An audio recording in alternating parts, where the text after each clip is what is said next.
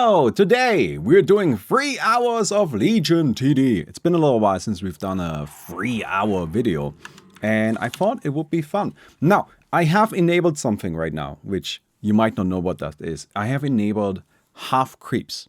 What that does is it limits the number of creeps that are going to spawn to, well, half. The point of that is that it reduces lag, just so you know. Anyway, let's summon this dude, and then let's go ahead and come in here and immediately upgrade this. And let's not get greedy. We don't want to be greedy. That's a bad idea. That's a bad idea. Anyway, yeah, we're gonna go ahead and just play a little bit. And by a little bit, I mean a lot. And we can get it out of our system that way. I think this mode is not a great mode to have like as a reoccurring thing. Like something like boosted or... you know, 1x6, because in those modes you can always do something new, but Legion TD is just Legion TD. It is, however, a lot of fun. I've been playing it a lot. It's just something that I really enjoy. So I thought we can just kind of like get it out of the system a little bit. You know, we're just going to go ahead and we're just going to play it for 3 hours, and then we feel good about it afterwards. Let me give a quick explanation of how the mode works. You build units, and then the units come alive once around, and then they fight other units that spawn up here, and you try to kill them.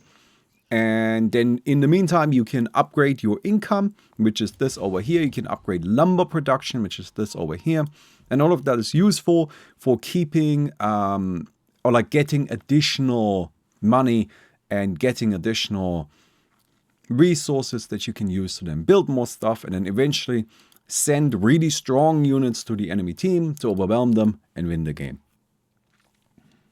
That's how it goes.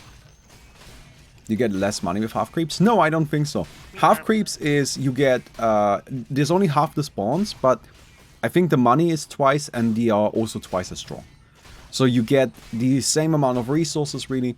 I would say half creeps is more difficult because there's just, the stronger creeps are just more difficult to deal with, I suppose. It's just... yeah, it's just kind of rough.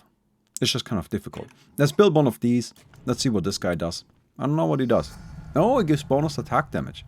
That seems good. That seems useful. However, it's an aura unit, and aura units are always a little tricky. We have a problem here. So we're playing Rubik, so we have a random selection of units. We have a problem. Our selection of units has one of the best units in the game in it, which is this dude, the Dragon Hawk. This dude is super expensive. We want to upgrade him, and if we upgrade him, which costs I think another 340 or 360 gold, we get this absolute powerhouse of a unit that has a bouncing attack. So it's not even splash, it's better than that, because you attack something and bounces to nearby enemies, and that just is guaranteed damage in a really, really effective way. Great unit, super, super powerful. The problem is, we don't have a good front line. This is our front line, which is weak to magic, I believe. Yeah, this dude is weak to magic. And what about these guys? Yeah, they also have heavy. So we are not necessarily gifted with a strong defensive lineup that we can use to eventually build into the Dragon Hawks. Gonna be difficult to figure out what we do there, but we'll see. We'll give it our best shot, right?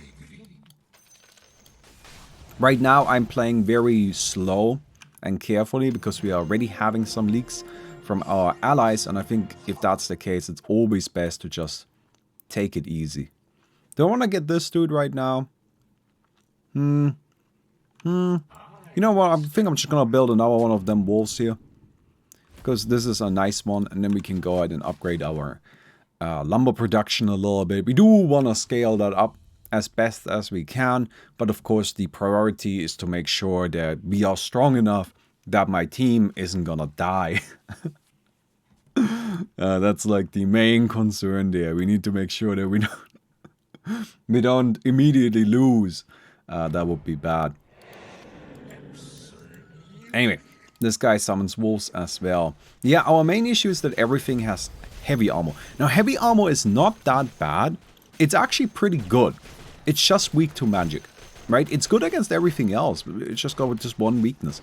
So maybe we can just be okay with that, right? We just play around it by saying, okay, we'll just invest more into stuff, and then you know, we can just overwhelm the magic waves. Because the magic waves also tend to be a little squishier. So who knows. Anyway. Also, this wave is hard. So I'm not surprised that we have some leaks here. We're not gonna get a resummon on this. Okay. What kind of king do we have? Ooh, bad king. Bad king. Alright, let's gain control over the king. We can type this here. That gives us control over the king.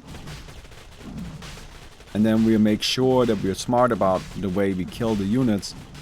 And we always target down the things that have already taken some damage. Although I don't think it matters too much right now. Okay. How do you heal? You have an ability on your hero called Holy Light. I think we might need to, yeah. Alright, cool. Now, 224 gold. I mean, I defended my leaks, or my wave, but I didn't manage to defend all of the leaks. Which is not what I want. I want to actually be able to defend everything. Because we can actually make more money that way as well, right? Because we get money for killing the creeps in the center. So ideally, we become strong enough that we can do that. We will try our best. Is buffing the king to max a viable strategy? Not really. So there's kind of two reasons for that. First, buffing the king is inefficient. It's gold inefficient. Because you are spending 80 gold to get free income. While over here you can spend 20 gold to get 1 income. And that's really the ratio. 20 gold to 1 income. Right? That's what you're looking for. And the king is just not at that range. The king has a ratio of 80 to 3. So you don't get any money. Second, if you just upgrade the king and not build units as much, you're gonna leak. That means less money there. And you might say, well, that's okay because we get money through lumber income and so on. Yes, but the problem is if you leak your wave, your lumber production is actually reduced as soon as the leak happens. So if you don't have any units to defend with, then you will actually put yourself at a disadvantage. And that's not ideal, right? That's not good. So I don't think it's really a viable strategy to try and go for, you know, like, mostly upgrading the king. Like, it just doesn't really work. On top of that, I have had multiple games go long enough that the king would just die. The king has a maximum level of power, right? I think it's 20 upgrades here, 30 upgrades here, and 25 here. Something like that. Point being, once you reach that, the king just can't get any stronger. And that's actually not that far. Like, there are quite a few waves that will just kill the king. Even pretty early in the game. If you can't defend at all. So, the king is a unit that has value. And upgrading him can be good. But ideally, you actually don't upgrade him at all. Ideally, you just defend without the king. Alright.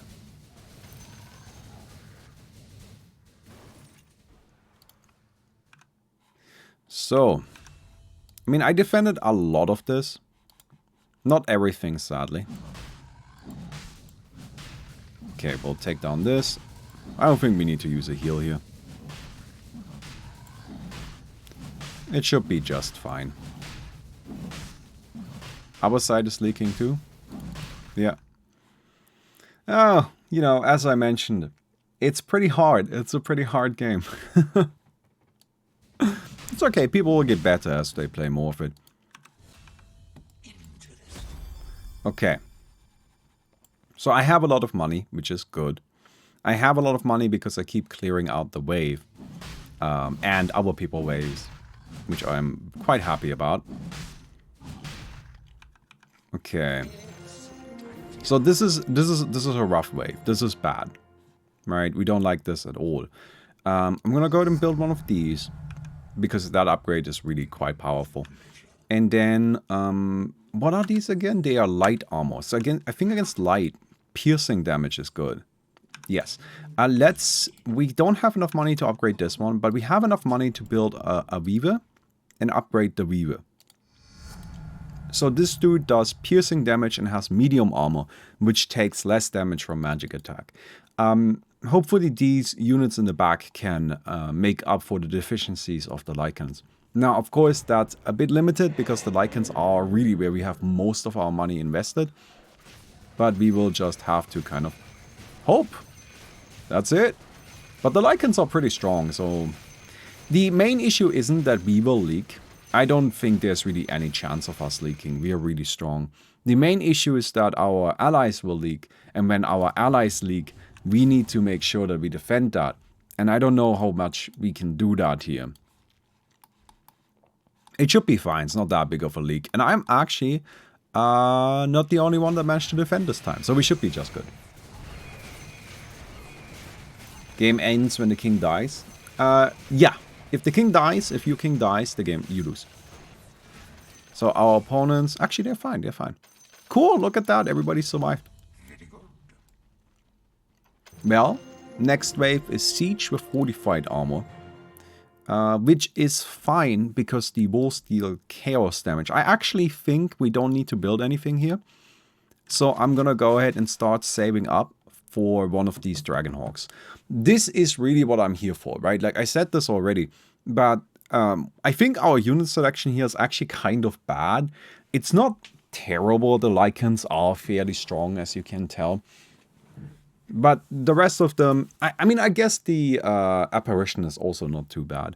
But the main thing that we care about is the Dragonhawks. These are just really good. Not immediately, sadly, so you need to invest a lot of money into making them good. Because you need to upgrade them. But after you get them upgraded, like, arguably the strongest unit in the game. They are so good. So... You know, I'm pretty happy about just kind of getting those. And honestly, these Lycans are doing fine. Look at them. Well, I'm pretty happy with them. So this is where we took a risk. Again, the problem isn't that I leak. The problem is that everybody else does. Oh, no. Oh, no. I have a lot of my units that managed to survive. Okay. But that's a big army.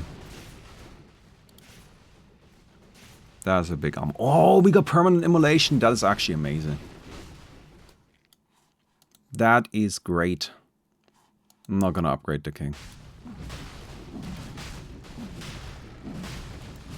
No, we're gonna let permanent immolation do a lot of that work. Upgrading king also increases income? Yes. Where's the stunning dude? This is the stunning dude. Yeah, those guys are really annoying. But I got permanent immolation, which is super powerful, but I think we may have won. Yeah, alright. Alright, we took it. You know what? I think we did okay there. Sure. You know, sure, I didn't get to build the Dragonhawks, but hey, we won. That's okay. Alright. Quick little game here. Not too much right away. Let's just go ahead and get into another lobby and see how it goes from there. Hopefully it fills up reasonably quickly. It is early in the day, so we don't have as many people here as we might normally have, and that makes filling the lobby up a bit slower. But, you know, the thing about these 3-hour videos, I know people like them, and I don't do them that often, which I think is part of the reason why people like them. You know, it's something special. But there's like I think a pretty obvious time factor that goes into recording this, right? It's not even necessarily that recording one of these videos takes much longer than recording like a 1x6 video. Like sometimes I spend more than 3 hours on those because you kind of want a fun, interesting game, right? But you can split that up. With 1x6, I can just play a game, see if it's good. No, okay, alright, let's just take a break, do the next one later, do the next one tomorrow. With these, I just need to be here for 3 hours. So, you know, that kind of like complicates things just a little bit. That's why I thought it would be a good idea to, you know, start early, do it early in the morning, just so we can get this going. And then we can play a little bit. Okay.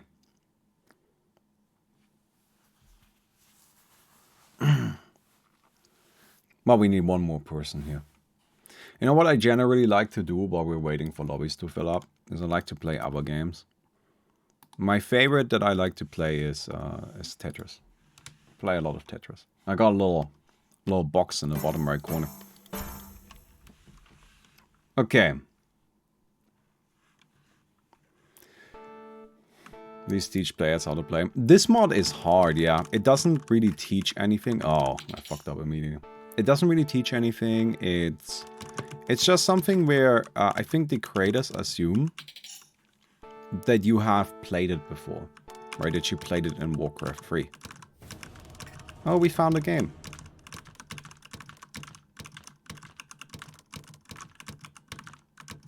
No, I should accept. Alright, no Tetris for us. I'm not really warmed up anyway.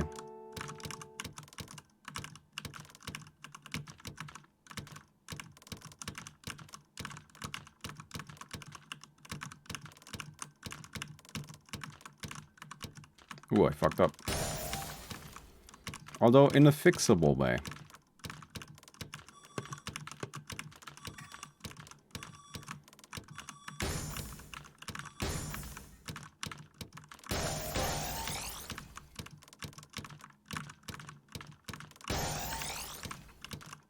Like, there's different kinds of fuck-ups. You know, you can fuck up in a way where there isn't much you can do anymore. You just gotta reset. And sometimes you fuck up in a way where you can still fix it.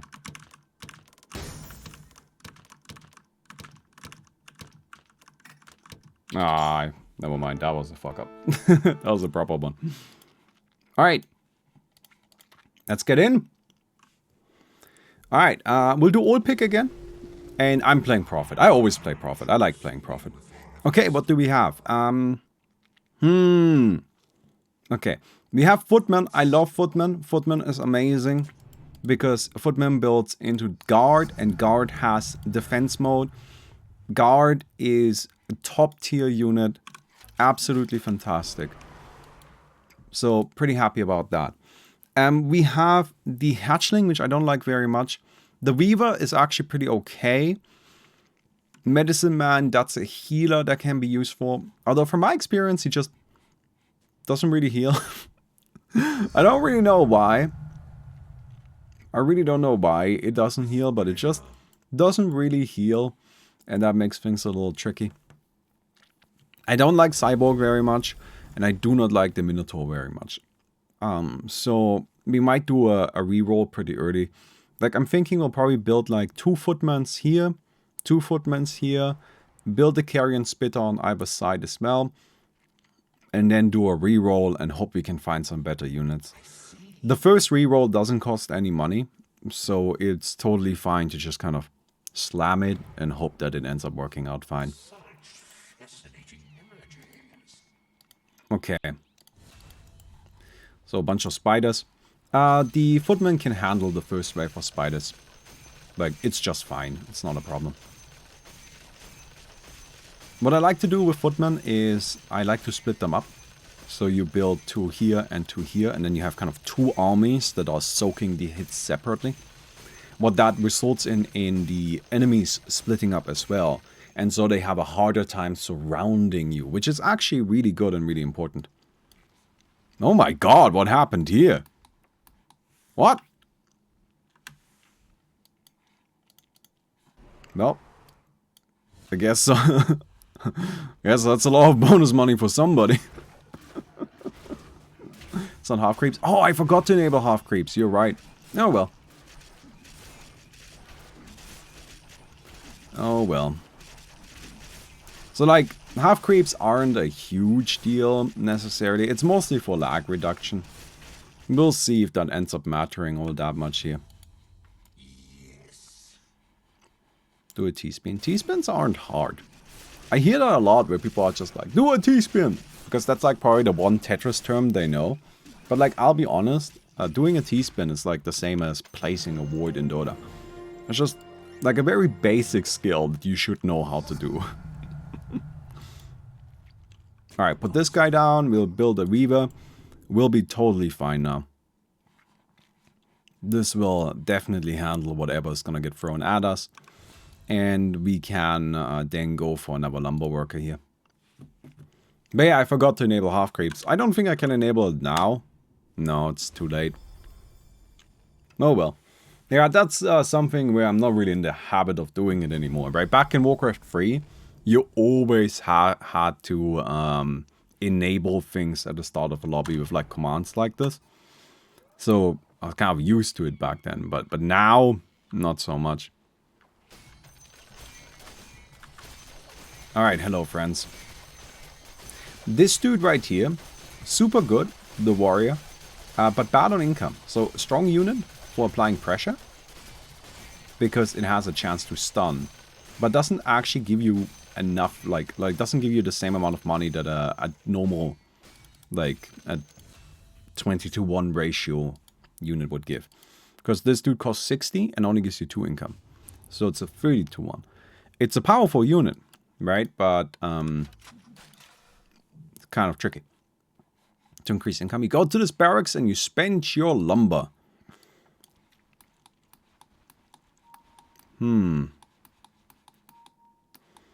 Seems our opponents are really having a hard time. Oh, what's this? The Mudman. Seems pretty good. Yeah, having heavy armor is very useful early on. Because normal just does less damage against heavy. So it's a good kind of defensive armor type. These types do matter. It's something worth keeping in mind. Okay, cool. I mean, the king is not going to have a problem clearing this out right now.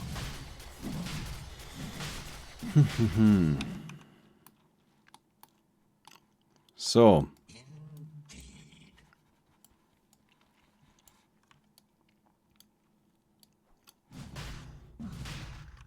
Good. We have 120 gold. You know what? Scorpion Wave is tough. I'm just gonna upgrade this. So we've got a more powerful unit there. In case we need it. Because, honestly, it's just kind of a rough one.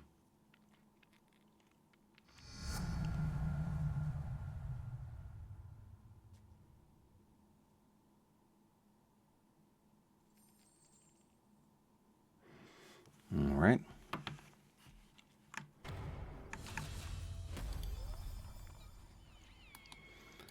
The Sand Kings, they just kind of like do a lot of damage. So having a proper DPS unit in the back goes a long way.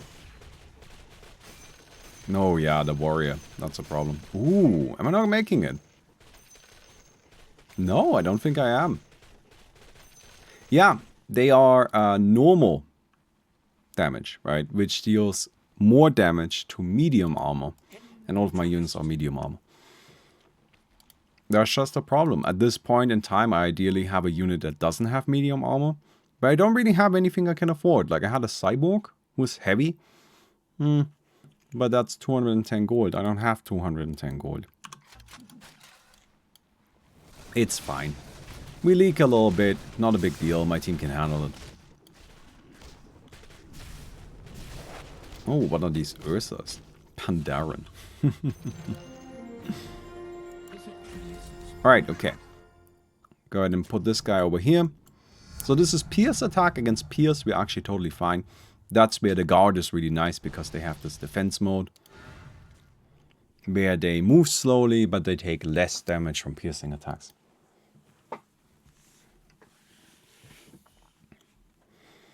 Alright then. We'll just take it easy. Afterwards is magic. Magic is fine too. Like the only one that we struggle against right now is the normal. And yeah, that's gonna be a little tricky for a little while, honestly. But you can see here, this guy splits up the wave. So now a lot of like attention is spent on him. Which means this unit is attacked by less units, giving him more time to get hits in. Just like a nice little strategy for maximizing your survivability. It doesn't always work, like depending on what kind of lineup you have. There are certain lineups that rely heavily on auras, and there are some auras that are really big and some that are kind of small. And you need to pick, you know, like what units are you using. Sometimes it's better to have a cluster, sometimes it's better to have a wider, you know, split. Depends a bit.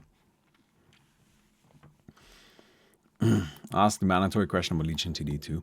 Yeah, no, I played Legion TD2. I have seen it.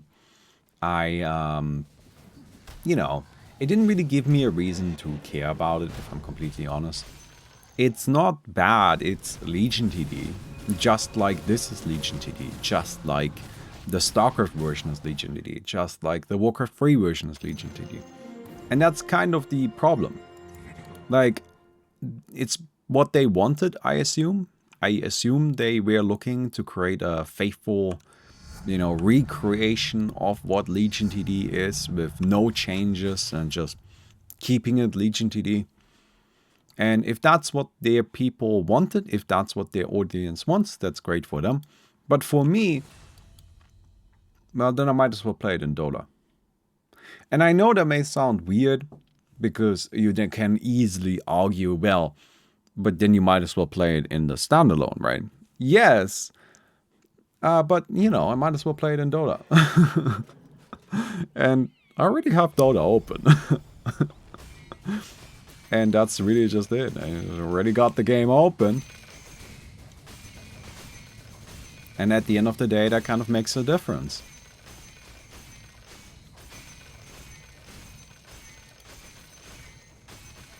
Okay. I'm guessing next is Siege. Okay, good. We're fine. We're fine. As long as it's not normal, we're hanging in there. As long as it's not normal. I think what I'm gonna do is I'm gonna play one more Footman. I'm gonna do the Carrion Spitter. And then I'm gonna reroll. I actually like the Carrion Spitter, in case you can't tell. I think he's a decent unit. High attack speed is good against the air units. Can be useful. Does the standalone handle large amount of creeps better? I mean, it does, yeah. But so does StarCraft and Warcraft 3. But yeah, like, look, you can come up with reasons why you want to play the standalone. But to me, you know, I do Dota stuff. That's it, I just play Dota. And so I'm, you know, playing the Dota version of it. And for me, like, specifically, I need a little more than just saying, well, you know, it's a little less laggy to convince me to play it. But that's because, you know, I'm the Dota custom games guy. I do Dota custom games.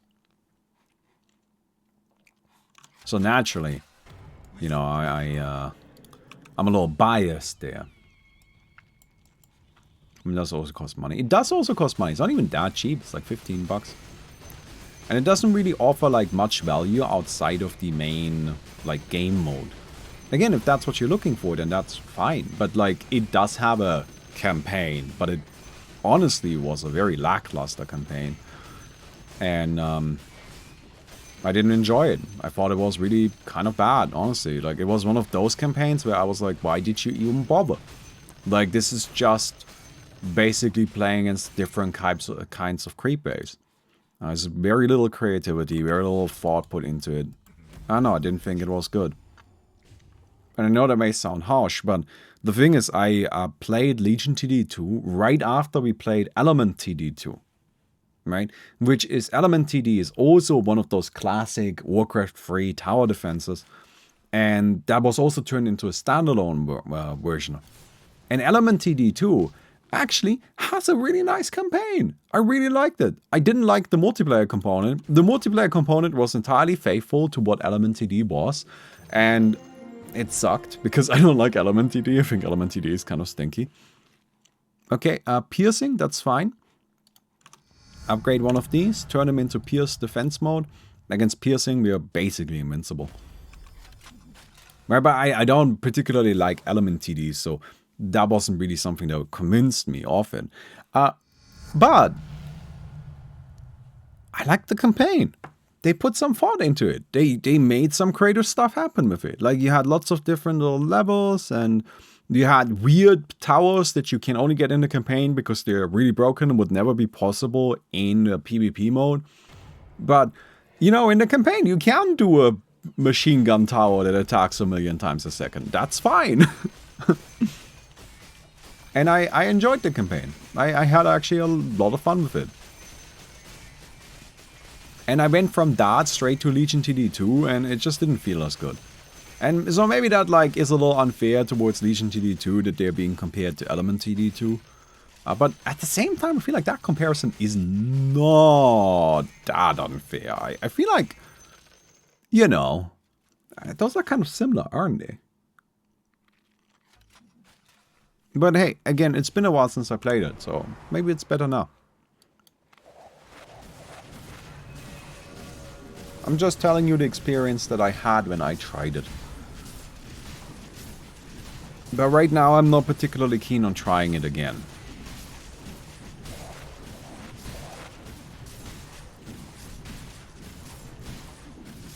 There you go.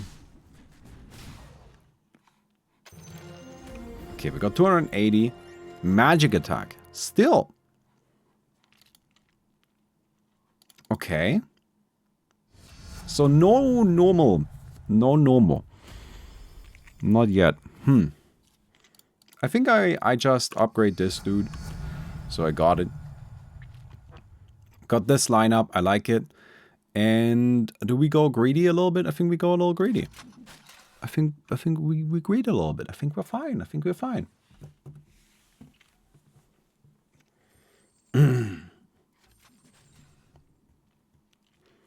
But yeah, I don't know. I liked Element TD too. I would recommend that one if you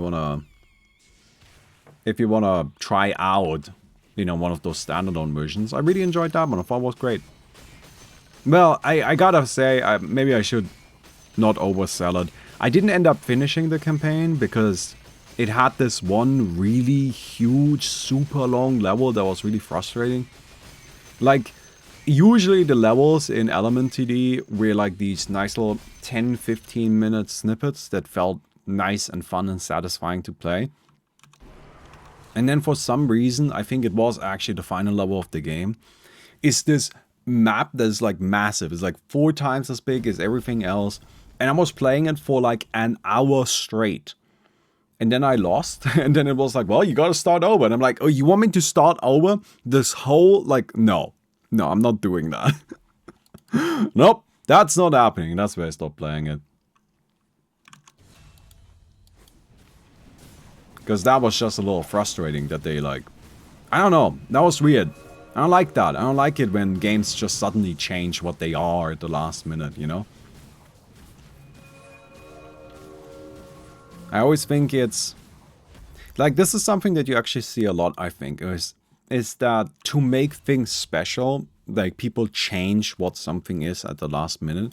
You know, it's the grand finale, it gotta feel different, it gotta feel special. And I kind of think to myself, actually, no, I think the grand finale should feel exactly like everything else up to this point. Just better. Or, like a little different, sure, but it should still be the main thing. Because, you know, I have been here for that main thing the entire time. Don't change it at the last second. I liked it up to this point. Okay, normal attack. That's what we're worried about. Let's build a half-breed. So we have a heavy defense unit now. And actually, you know what? I'm selling this. I'm gonna build Ents. Because I can upgrade 2 of these. And they are also heavy, right? There you go. I get another unit down. And then we just hope it's enough. Like, I'm not super confident, but at the end of the day, what am I gonna do about it? Yep. Cool. This is just how it's gonna be. So, if I may just... what I'm doing for Alex, right, is there's also, like, a final world with, like, the grand finale, right? But it doesn't change the game at all. Instead, it's just like, hey, you know how everything else has been separate up to this point and kind of, like, isolated a little bit? Now it's all coming together. It's a merging of elements, not an introduction of anything new, which I think is a nicer way of handling kind of like the grand finale. Sorry, I'm gonna be leaking you. Yeah. That's my bad. I think my team is fine, they can handle it. Yeah. Bad matchup. We have so many normal, like, we have so many medium type units. That's a little weak.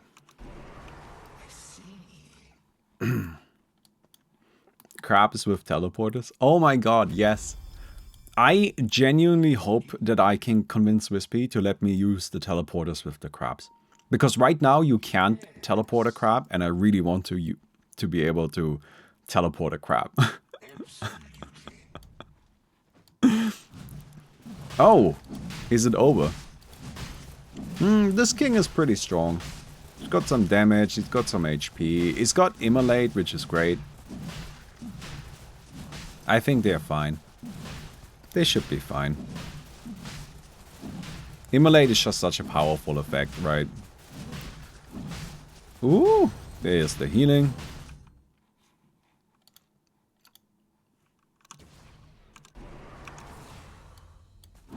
Yeah, I don't feel great about leaking that wave, but as I mentioned, it's just kind of a bad matchup. No, that definitely matters. That's 100% important. That you have good type matchups. Okay. Chaos attack, light armor against light armor piercing is good. So let's build one of these dudes, and I feel pretty good about my lineup right now. I think we're pretty strong.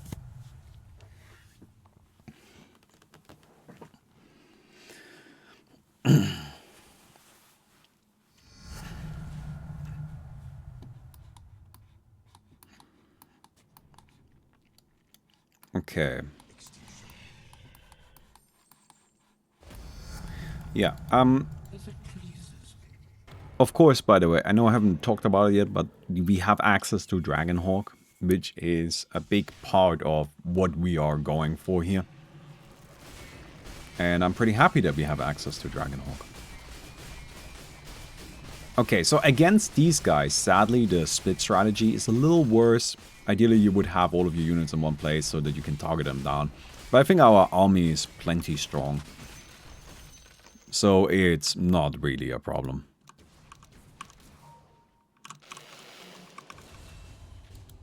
We have 77 income, which is nice. Feeling pretty good about that. Okay. Who leaked? Who was it? Who was it? Last World of Alex should be a first-person shooter. Well, you know, like, you're joking, but like I feel like sometimes you see that kind of stuff in games, right? Where it might not be that drastic of a change, but like, you know, where the last section just isn't what you've been playing up to this point. And I always find that disappointing, because I'm like, no, I've been enjoying it. Give me more of what I have been enjoying. Don't take it away now.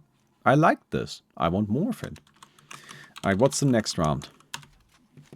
Siege. Okay. I don't know if I want to go for more number. I don't think we need to. I think I want to make sure that we survive. Because we've had a few leaks. I don't feel super good about it. So we want to try and do something about that. And I think the best thing we can do is probably just to start building our Dragonhawks. Because a main problem that we currently have, our damage output is not that high. We are just not actually doing that much damage. Right, we have, I think, a pretty decent defensive lineup, but, well, except for against medium type attacks. But we are not that strong against, we're not that strong at dealing damage. That's mostly the beavers. Which, the beavers are good, don't get me wrong, but, eh. Okay, cool. Let's build one of them big boys. I don't have enough food. Let's buy some food and then build one of them big boys.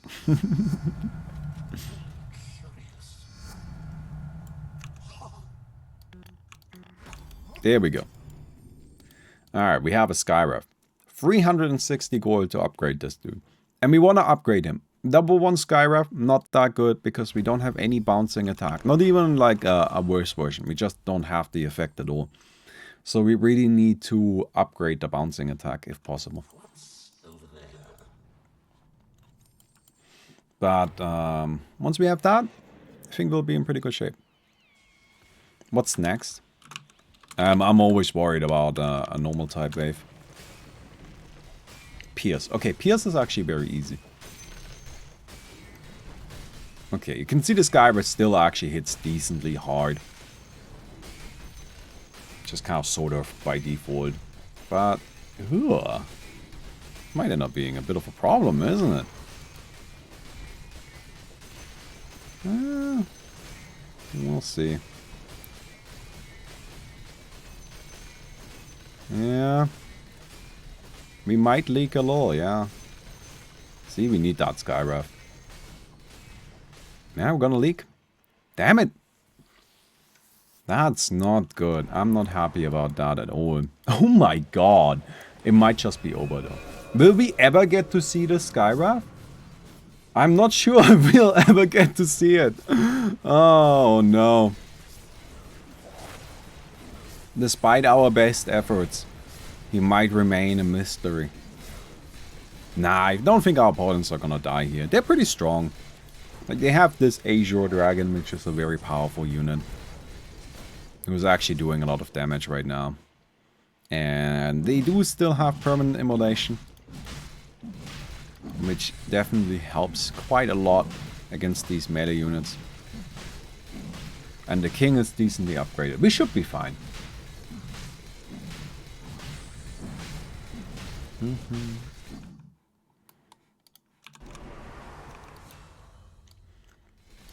By the way, I once asked about Gym a few weeks ago. I actually went to get a subscription to a local one, and then 1.5 weeks later, I won a raffle and got a half year, got half year full day free with them. I assume you're saying you got a half year for free. And apparently Karma says go live. That's sick, dude. Very good, good job. Alright, we have Royal Griffin now. So this guy has Stormhammer, which bounces our attacks. He's also ranged, which is very nice, so he will actually stay behind these units. The Skywrath Mage, weirdly, isn't really ranged. He's got 116 range for some reason. Which I guess is technically kind of ranged. Most melee units have 100 range, but, you know, weird. Still, the important thing is this guy has 300, which is much better. And then also we have the Stormhammer ability. Pierce attack. Medium armor. So you can see that it bounces.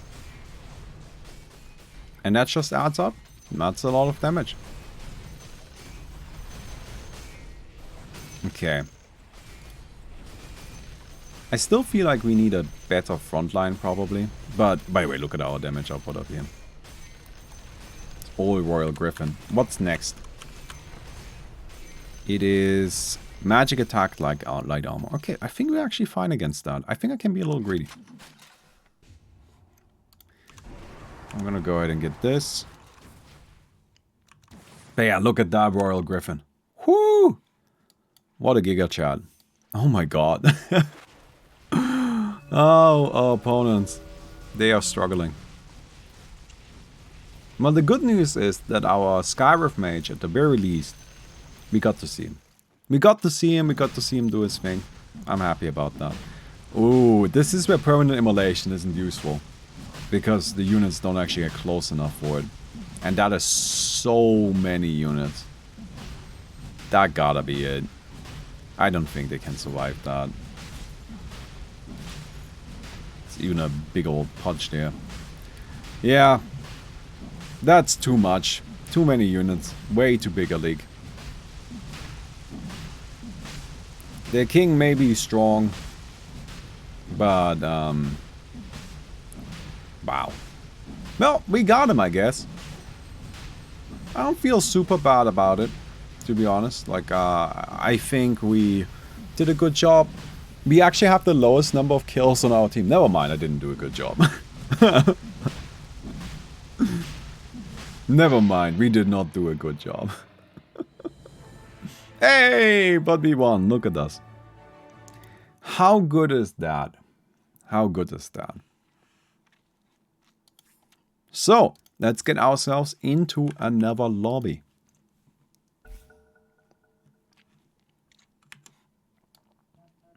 I should update that Invisalign command.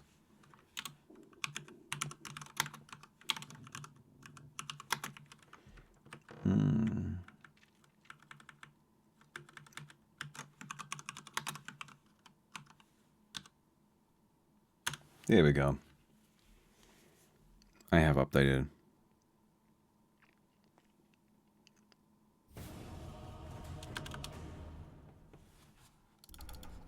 Take this.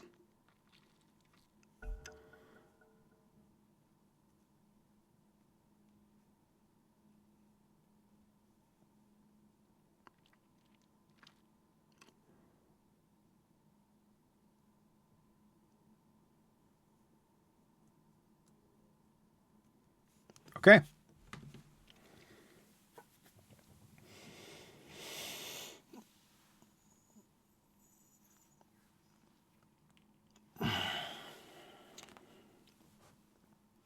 Hello, Noah. He's sitting right here next to me. He's always on the couch or under the couch. And then when I sit on the couch, he comes and sits next to me. It's very nice. And he's a very good cat. Okay. Let's make sure we don't forget about half creeps. And what are we dealing with? We have what? Sea of Darkness. Don't like this dude. Think he's kind of bad. Polar Bear, Bottom Feeder. I like Polar Bears, weirdly, and Infantry. It's actually a really nice combo. I did this recently. You can do Polar Bear into Infantry. Kind of like this. And it's actually really strong. I think I can probably be super greedy. Oh my god, I'm gonna regret this, aren't I? Oh, I'm definitely gonna end up regretting this. But if it works, then it'll be good. So Polar Bear is nice because it has this, a bash ability. These guys just, they have a 25% chance to stun for a second. Now, they are not super bulky. They don't actually have that much HP. But turns out, having a bash is actually kind of good. It is a decent way to tank. On top of that, they have this Frost Aura. And this may not seem like a big deal, because like, does enemy movement really matter? Actually, yes, because enemies need to crowd around the unit, right? They're trying to like crowd around them so that they can you know, deal damage. They can surround them. And the Frost Bear slows them down. And that just kind of like adds up. It's just a little bit of additional protection. So, ooh, come on. Sniper! Sniper! He's not doing it. I think it's fine. I leaked 4 units. That's actually not that bad, considering I'm already at like a really high lumber income here. I was worried about leaking more. I think that's fine. Leaking 4 units in exchange for that immediate lumber increase. Think that works fine. No, you cannot reposition. There is no repositioning. I'm sorry. I know, this may have been bad, but that's okay. Good, good, good, good, good.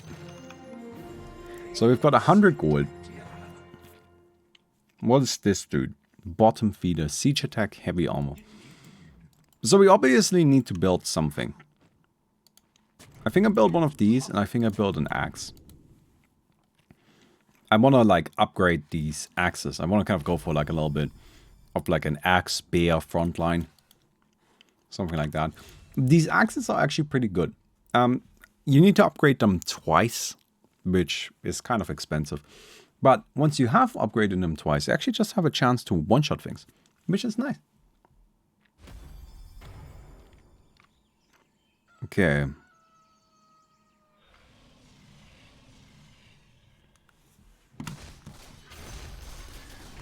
Alright. The snipers are doing a lot of damage. Oh, shit. Oh, no. Come on, friends. I think we're fine. Oh, bad targeting, but I think we're still fine. Not even close. Nothing to worry about. Not a thing to worry about. Don't you? It's fine. We are fine. We are fine. Now, one of the problems with the bears is that they're actually kind of bad in terms of upgrades. Because when you upgrade the bear, while their stats get higher and they keep the frost aura, their bash is replaced with a crit. Which is just straight up worse for tanking. Right? For tanking, you want to bash the units. You don't want to crit them. Like, how does critting help? It doesn't. It's bad. So, that's why I don't particularly like upgrading the bear. Alright, we're still normal attack. I need more damage, I think. Or I could go for a bottom feeder for the heavy armor. It's just, I have a lot of medium armor again, which is awkward. I think I'm just gonna upgrade into a Zeus. Because it's a very powerful unit. I'm just gonna build a second axe. Who cares? Here you go. 20 gold. He'll soak some hits. That's okay. That's all he's gonna do. He's gonna take 140 damage. But you know what? 140 damage is actually not that bad. Because we're mostly just looking to give the Zeus the time needed to take down these guys. So everything else just stands in service to that. Okay, come on. I think he can do it again. Ooh, nice. We're fine. Don't you worry about it. Oh, this is not turning out as well as I had hoped. Oh, God. Yeah, this is always the hard way. Every game. This is where everybody struggles. Alright, we'll take control of the king so we can snipe out the low HP units. Right, because you want to reduce the damage output as much as possible, as quickly as possible. And you do that by killing the units that have low HP. Because the low HP unit deals just as much damage as a full HP unit. But a full HP unit takes 4 attacks to kill and a low HP unit takes 1. Or 2 or 3, you know what I mean. Ooh, this will be kind of close. Alright. Alright. Yeah, I was hoping we could get through it without using a heal. But kind of unlikely, to be honest. A half creep's twice as powerful. They're definitely more powerful, yeah. I don't know if it's exactly twice as powerful. I wouldn't be surprised, but they are just stronger. So that's why we are kind of like struggling a bit in the early game. Well, in my particular case, I'm struggling in the early game because I'm an idiot and I build too aggressively. And I have no shame or regrets. Pierce attack and heavy armor. Okay. Do I upgrade this or do I build a bear? I think I build a bear. We'll just build another sniper. I know I'm not upgrading my income, but I'm just so worried. Because my axes aren't doing anything. They're kind of worthless. And we did just almost leak, which is not great. We don't like that, right? To be honest, I should probably just reroll this. I don't really like any of these units. Why am I keeping these? Let's just reroll. Okay. Nightmare is actually pretty good. I like him. The Moon Guard can be alright. Oh, buddy! Buddy! Why are you not moving? Oh, crap. I didn't notice that. Oh, yeah. Okay. We're gonna leak. Because my dude just didn't move. I mean, we were missing our main DPS for that entire fight. That's not great. There's actually kind of a problem with the Zeus's. They are strong, but somehow their AI is kind of shit and they don't like to move. Which you can fix by using this attack command. But I don't know. I didn't see it. Alright. Take down this stuff.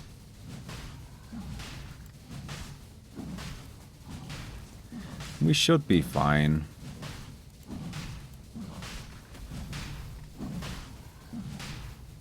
Alright.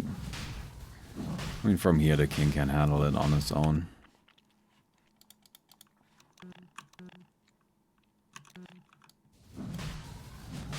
I'm gonna build another Zeus this round.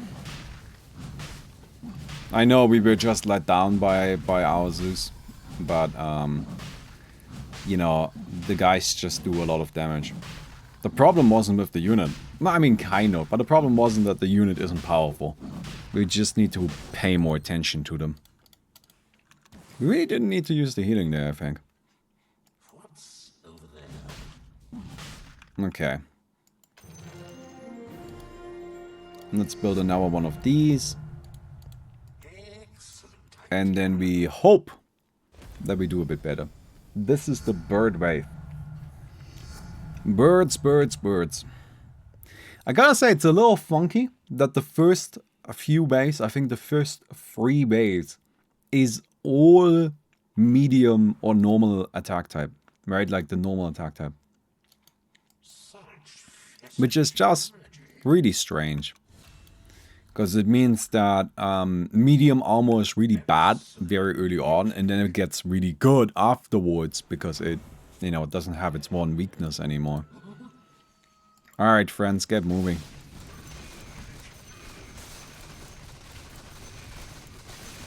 Okay. Look at that! Not a problem at all. No, our snipers are actually attacking. It's just not an issue, even the slightest. Because they do a ton of damage. They are really powerful. Okay, I can upgrade one of these. No, I'm just gonna make that call right now. I think it's a good idea. I think it's a good idea. Is this game over already? Damn, our opponents don't know what they're doing. Our opponents are struggling. These wind rangers seem kind of fun, like the multi-shot. But you need a lot of them to really get value out of that, right? Oh, they have immolation. No, I think with immolation they can survive. Depends a little bit, I guess, if they have a heal. Oh, they don't. Oh, I guess they're out of heals. Alright, there you go.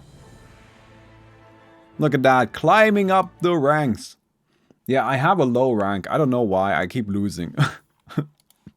I don't think I'm normally the problem. I would say that most of the time I actually do okay. But,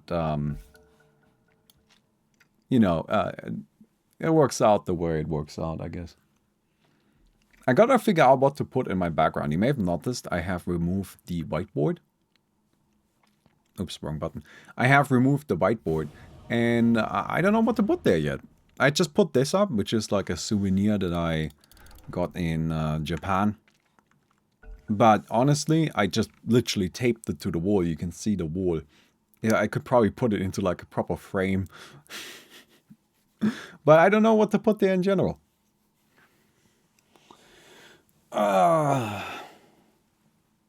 Need to figure something out. Hello, Noah. Don't fall off the couch.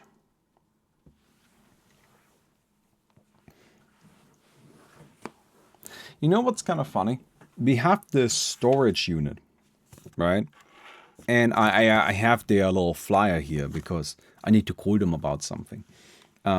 Because we want to swap to a smaller one. We got a pretty big one for disasters, but, you know, we don't need that anymore. And we've just kind of been lazy and haven't swapped to a smaller one because it's work, because we would need to carry all of the stuff from one box to the next. But, anyway, point being, we gotta swap to a smaller one. What do we have here? Oh my god, this is absolutely atrocious. I'm immediately rerolling. Okay. So, yes. Sorry, I almost forgot. So here's a strategy that I've had people suggest to me. I don't know if it's good, but let's try it out. You can build these and you can upgrade them, and these give you gold. These give you gold at the start of the round. We probably need some actual like attacking power behind them. So let's go ahead and go with something like this. But these guys give you money, which is kind of nice, right? So if we just build a shit ton of them, we might have a lot of money. Who knows? Anyway, I took their flyer. And on the flyer, which I thought was kind of funny, they have their, you know, things that they advertise. Like, what do they consider to be a selling point of their service? So, you want to know what their selling points are. So first, it is secure. That makes sense, right? It's safe. Nobody can just get in there. Then second, it's protected from any sort of cash crises, and you're independent from banks, which is weird. I mean, we keep furniture in ours. I don't think we can keep furniture at a bank. But okay. Then it says it's discreet. You can access it without needing anybody else there. You can access it independently, which is a good thing, right? You don't need anybody there. Then it says it doesn't need to be registered. You do not have to tell the authorities that you own one. And finally, you have access to it 365 days a year, 24 hours a day. Now, I'm going to go ahead and say, genuinely, I think these are all reasonable selling points. Also, this is clearly advertised at drug dealers, right? Sorry, I don't mean to be judgmental. But that sounds to me like that's what they are saying here, right? It's clearly meant for, like, you can do crimes and they can't find it. That feels like what they're saying.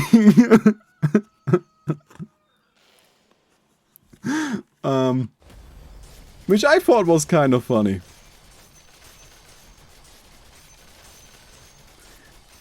Okay. So I make more money with these dudes if they survive. They give me 8 gold each. Do I have anything that's not medium armor? This guy's heavy armor. Because we've got the... The question here is, do I bother with anything other than these dudes? Or do I just spam them?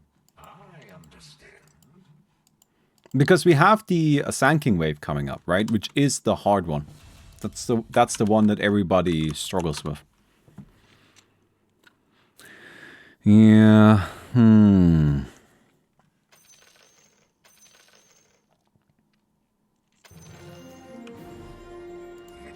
I could just build another one. Fuck it. Yeah. I just realized what the thing says at the top. Did I just make 16 gold via slave trading? I have to say, I don't know if I feel that comfortable with this anymore.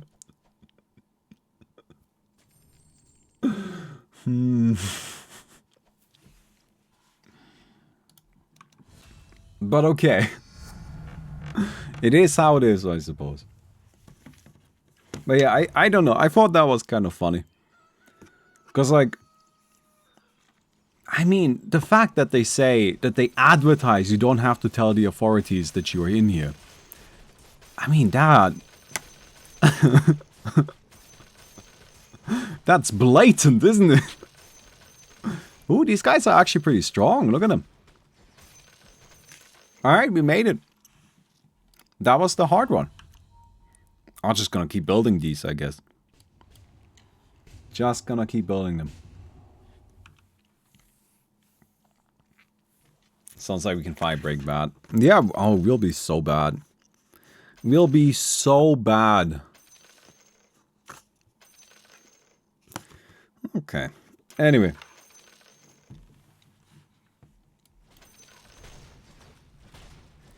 Nice. This dude is actually pretty strong, this Revenant, I think. He's doing a good job clearing things out. Okay. So I have 80 gold left over. I'm gonna build one of these. I'm just gonna build another one of this. I think it's not a bad idea to get a bunch of extra DPS in the back. No. Like, the thing is, our apartment is too small for us.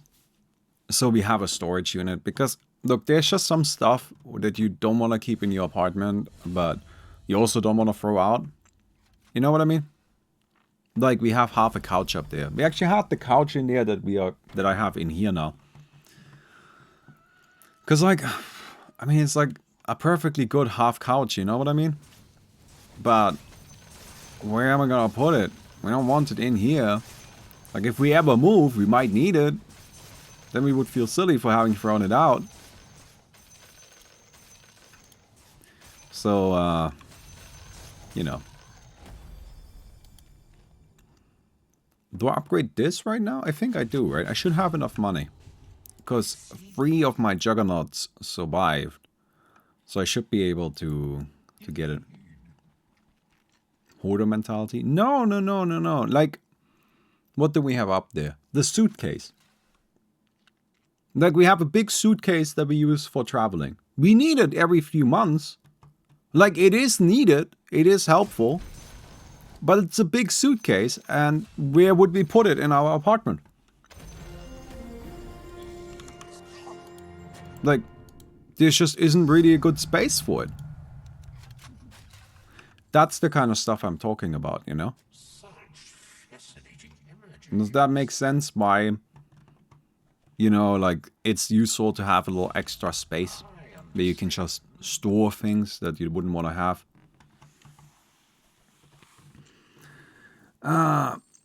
Baumi, why have you stopped uploading normal Dota games? I don't know, I just, at the time, like, when I stopped uploading it, like, honestly, custom games were just getting more views.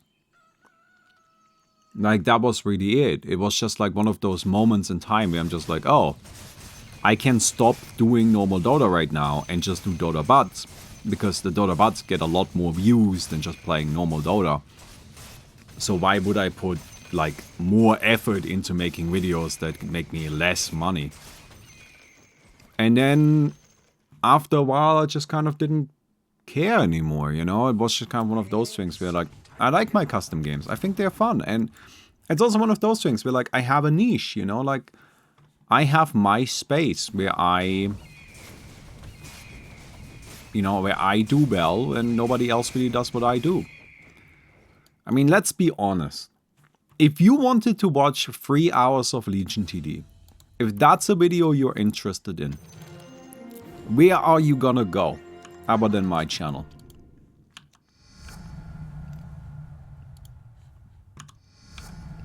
Like, you just don't really have a lot of choices. Right? You just don't really have a lot of choices there. You're kind of stuck with me. And normal Dota, it's like one of those things where it's a bit frustrating, you know. And I don't know, I just kind of stopped it, and then I didn't have the desire to really pick it up again. We played it a little bit recently, but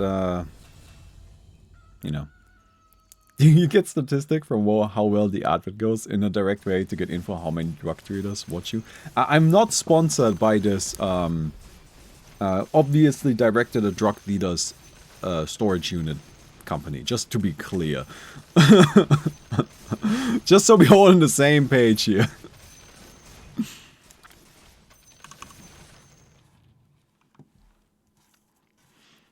But you know, it's like one of those things. Like, normal Dota is something where, like, when we played it recently, I kind of came to the realization that if I wanted to do more normal Dota content, it would just take a lot of time. Right? It would take a lot of time. Because I am no longer who I used to be 10 years ago. Right? These days, I have certain expectations that I place on myself and that I place on my content that I need to meet for me to be happy with them.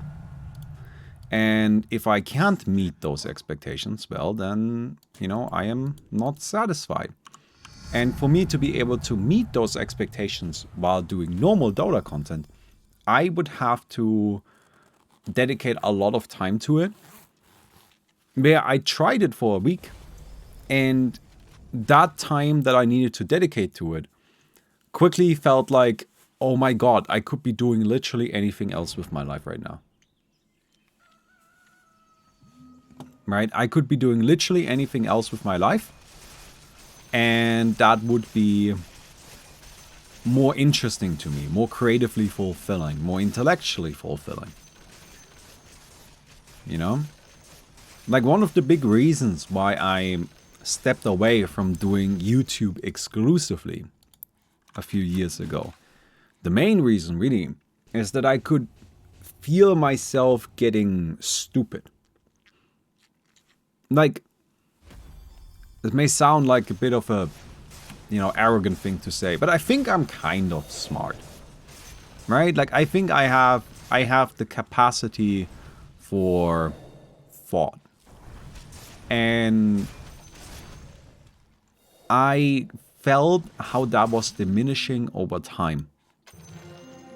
Because I wasn't using my brain. You know, brain is like a muscle. It needs to be used. It needs to be trained.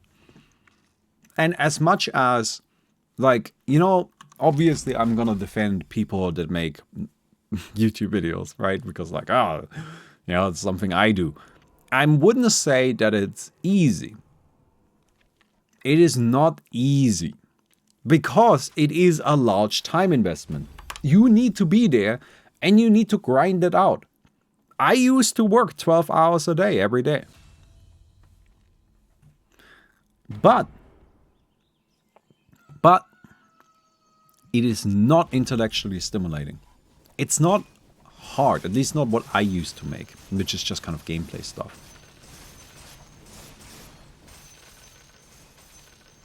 Right? It's not difficult.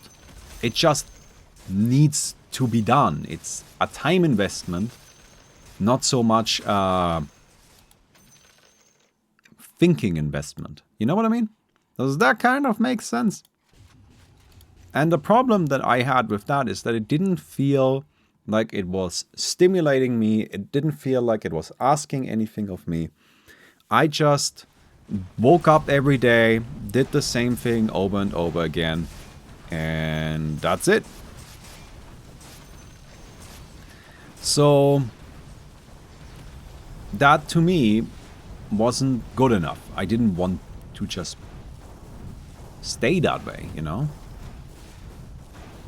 So I looked for different things that I could do. Different ways that I can explore, you know? Maybe just different things that I can feel interested in. And where I can feel like I can use my brain a little bit. And so, you know, like, what I could feel... So that's kind of like what got me started on the whole, like, game design thing. You know, where I just wanted to have something different to do in a way.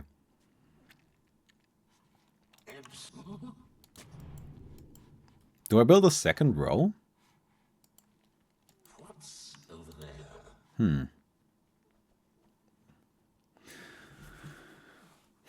Still, as I had different things to do every day. Sorry, no, let me start that thought over. Right? And like that's how I got started in the whole game design thing and so on. And that's fun and I like it. But what, you know, that it's been a long time.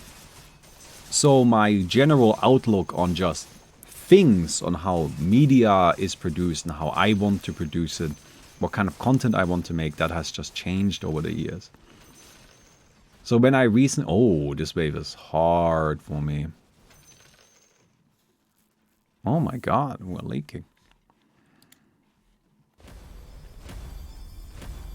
So when I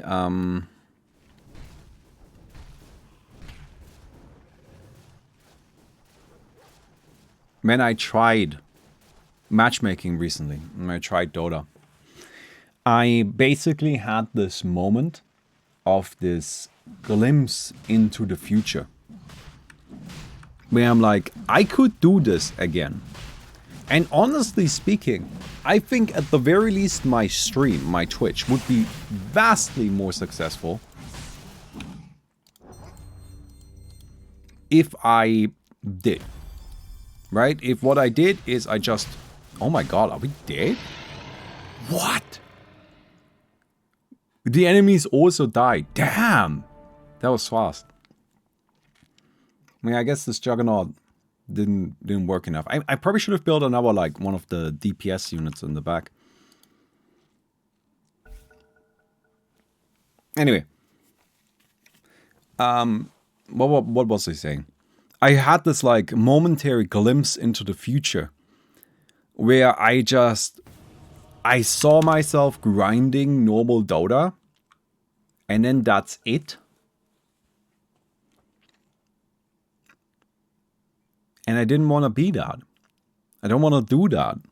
And this may sound all very dramatic, right? And I mean, I guess it is. But you gotta keep in mind, this is my life. Like, you might just say, well, Baumi, just, you know, play some matchmaking games. Like, what's so hard? I would love to play some Dota for a living. Sure. But would you like to just do that and nothing else? And with the way I would like to produce media, like, I don't know, it wouldn't leave me much time to do anything else, you know, like it wouldn't give me time to really explore things that I want to explore. Like that big video that, you know, I keep talking about, I've talked about, that we are like putting together.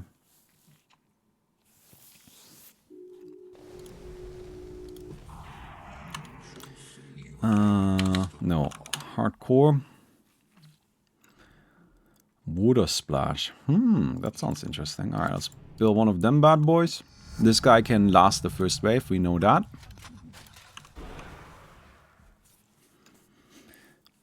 But the way I want to, you know, kind of like do media and think about media and so on requires time as well. And at the end of the day, I would kind of have to make a decision. Do I want to dedicate my time to making new things that I am interested in? Or do I want to dedicate my time to grinding out Dota? And I know that's like a biased way of thinking about it, right? That may not sound very neutral, but that's that's how it registered in my head. So it's not really biased, it's just what it feels like to me. And I think something that people really struggle with is that, you know, like your emotions are really, really important. Like the way you feel about something is actually really one of the most important things to keep in mind. So, I don't know.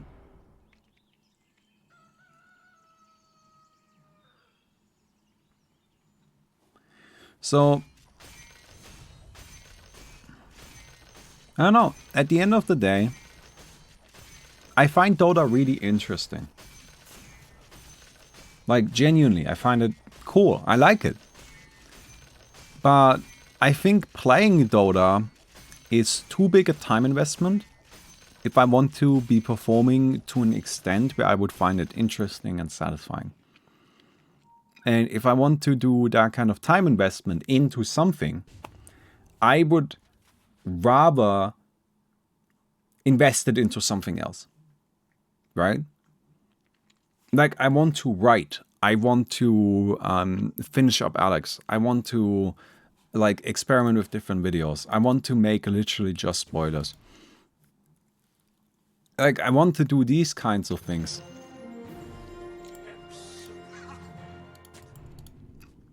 I can't afford this yet. Oh, this seems nice. Bit of an AoE hit there. Because at the end of the day, I find them more interesting. The other thing is that with my current YouTube channel, for quite a while, I've had the attitude of don't fuck with it. It's working. Don't fuck with it. Alright? We can fuck with it a little bit. We can experiment a few things here and there. But for most of the things, just keep it running. Just keep it good. Just make sure that everything works the way it kind of should. Okay. This dude isn't really doing that much damage. But maybe after we upgrade him, he's gonna be better. Maybe casting TI then. But I was gonna do the international subathon, which I think I'm looking forward to. Which is gonna be good because I want to do the international subathon, and then while we do that, I want to simultaneously like immediately take notes for the, you know, like the hero history videos.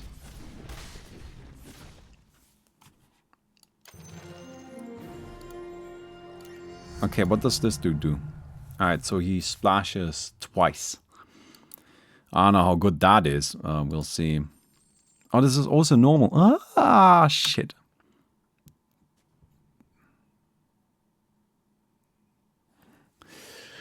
Okay, well, we'll see. We'll see. Round 3 is always the hard one.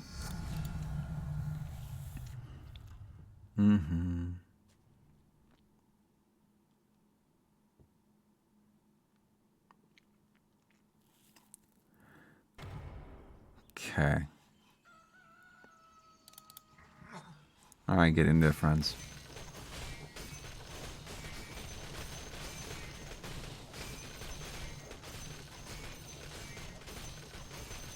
No, the Morphling is actually doing pretty good damage. That wasn't bad. That wasn't bad at all.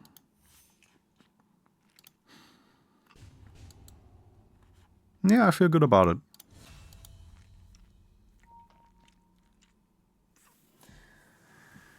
Hey, Noah. I keep looking over at Noah because he's fun to look at. He's just very cute. And he always like lays in funny positions. He'll be like... He likes to do this one a lot. Where he like grabs his head with his paws. It's very cute.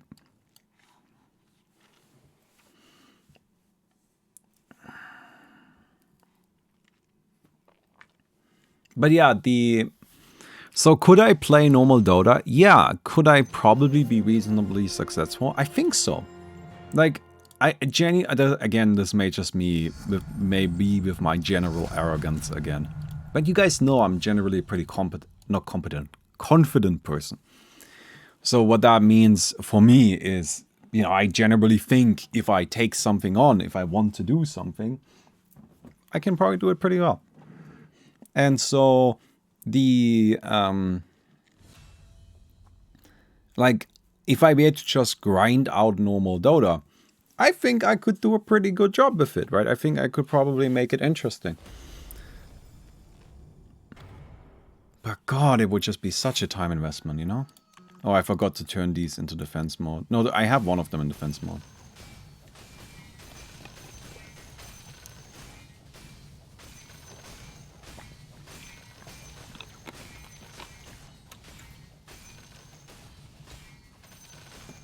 You can play normal Dota with the spirit of custom games, like finding out weird combo strats, etc. No. Sorry, modern Dota is too restrictive for that. Also, that kind of stuff is super frustrating if you do it in normal Dota. In custom games, that kind of thing is really fun. Because you just play it in a custom game, nobody takes it seriously, it's chill, no big deal. You know what happens in normal Dota? You lose and you have to wait 30 minutes until the game is over. In custom games, you do it and it doesn't work. So whatever, everybody laughs, we go on to the next match. No big deal. You do it in normal Dota? Well, Sure, you sure better have some time to spend, because we're gonna be here for a moment. I hear this guy is good, although I've never really played him. So, I'm gonna build another one of these. I like this dude. He seems powerful.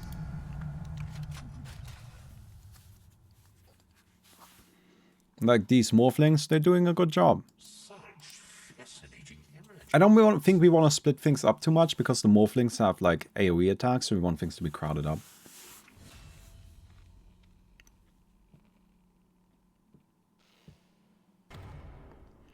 Like, modern Dota is a very restrictive game. It's not as freestyle as it used to be. We could get into why. It's not just me being an old man, by the way. Please, I hope it doesn't sound like that. I have a video coming up on the subject matter. The video. But like, modern Dota is really restrictive. Much more so than it used to be. And because of that restrictiveness, it's really difficult to just like do casual things. You pretty much always have to stick to the metagame, because the distribution of money and the risk reward associated with pretty much everything in the game has skewed into a direction where there is one style really that works well, and there's variations of that style, but that one style is all you've got, and you need to kind of stick to it. But what you guys think of when you say, oh, we want to do funky strats, what you're thinking of is style variations. Except, as I just said, I don't believe style variations is something you can really do these days. Why is it restricted? What is restricting you that didn't exist in the past? It's mostly a redistribution of money. That's the main problem. Because the resources on the map have been reassigned in such a way that it's really difficult to actually... It's really difficult to do anything outside of the meta, since the resources need to be acquired within a certain time frame. One of the big contributing factors here is just the fact that you need to actually support free cores in modern Dota. Like, if you look at old Dota, something like, you know, pretty much anything up to 2018. Like 2017, you already saw it a little bit.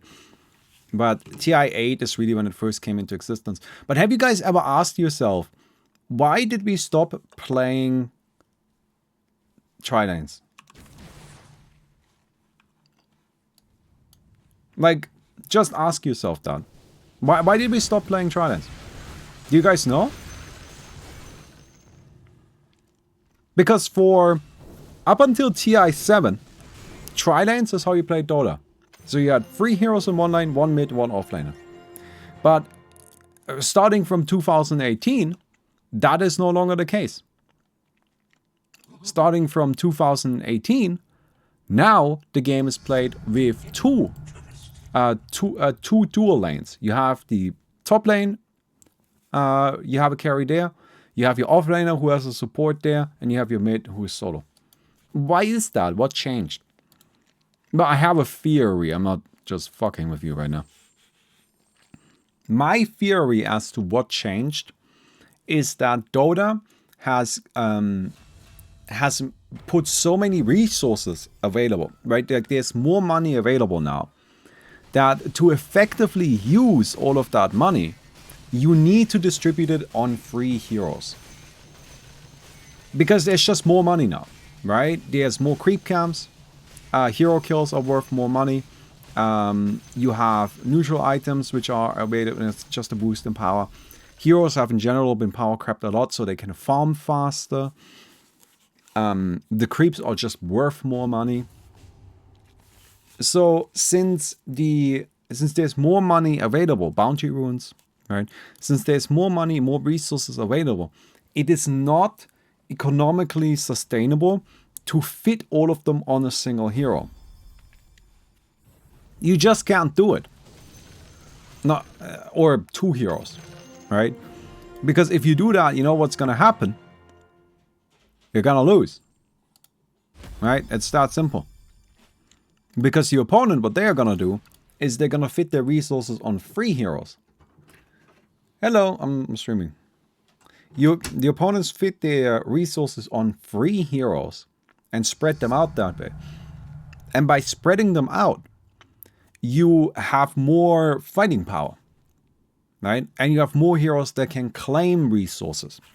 So, you need to enable free cores. And to enable free cores, 2 of them are gonna need a support. And that's why we play dual lanes now. That's my theory. Right? But if you're playing dual lanes, you really need to make sure that everybody's getting money. Right? Since free cores need to be supported, you need to make sure that you actually have all of the resources required to properly support that. If you don't have enough resources to support all free cores, then you're going to very quickly find yourself in a position where your opponents will just have more power than you. So while in old school Dota, there weren't as many resources available, what that led to is it led to having space for one of your heroes to basically just do whatever. And that opens up more flexibility in gameplay. In modern Dota, you can't. Like, what's gonna happen if one of your supports just fucks off out of a lane? Yeah, well, you're gonna lose the lane. Now the enemy has one core that's farmed, while you have that's super farmed, while you have a core that doesn't have any farm. No, that's bad. You know? The thing is that this has become, like, the power creep has made this more and more relevant as well. Because when heroes get more powerful, it becomes more relevant that the heroes are powerful. Does that kind of make sense? Right? If everybody is strong, it is important that you are strong. If everybody is weaker, then it's not as big of a deal. Eventual Spirit in 2011 that had Boots and Magic Wand at 30 minutes was reasonably powerful. Like, she wasn't great, but you know, she was a hero. She could fight.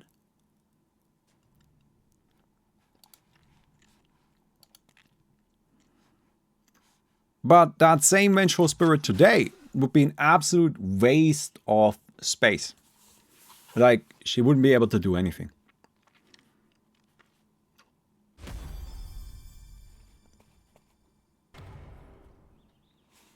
Imagine that today. A Vengeful Spirit today, 30 minutes into the game, and all she's got is boots and a magic wand. You think she's gonna have an impact? I highly doubt it.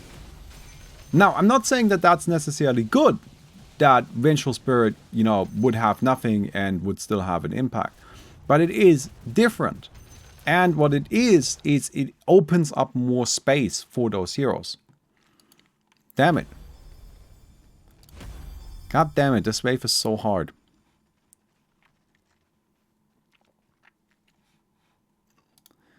This wave is so hard. Anyway. I think Trident stopped earlier than 2019. No, it didn't. I mean, I'm not just giving you guys random dates that I'm pulling out of my ass. Like, I did research on this. Trident stopped around 2018. Oh, we won. Hey! People just keep dying on this wave. This wave is so fucking hard. Keep the zombie waves in mind, friends. Don't die to the zombie wave. You can do it. I believe in you. I mean, I leaked a bit too, but not that badly. I'm surprised those morphlings aren't magic damage. They feel like they should be magic damage.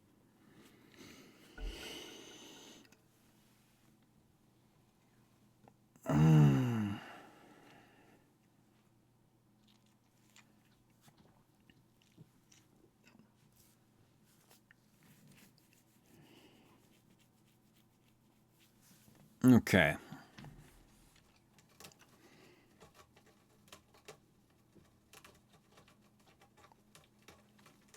Team Arkosh is a great example of a 5-man party doing wonky builds and just having fun with it. So I'm just saying that it can be done. It's true, it can be done. All you need is a coordinated 5-player party made up of top-tier players that spend most of their day practicing Dota. So, yeah, it can be done. Well, got some prerequisites there that are maybe making it a bit difficult, but it is possible. Not necessarily possible for me, though.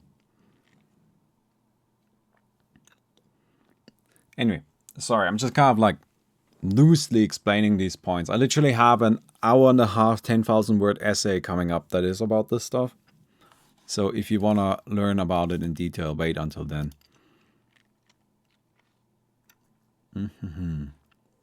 Alright, grab this. Grab Prophet. Ooh, I like this guy. Yggdrasil.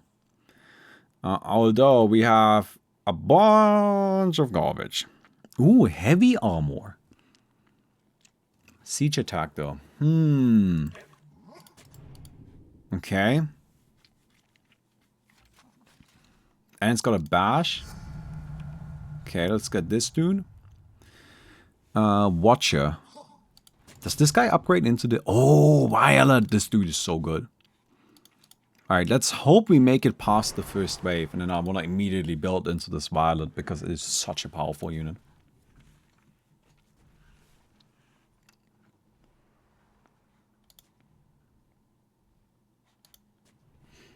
Alright.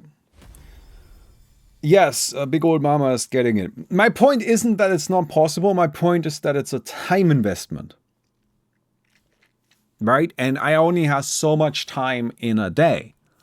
Like, sorry, there's only 24 hours in a day, but I gotta sleep 8 of them. I gotta eat for another one. Right? I gotta do some exercise, that's another hour gone. I gotta have a shower and then, you know, like do my skincare. So that's another half hour. Now all of a sudden, what are we looking at? We probably have like 12 hours left in the day. Just not that much, you know?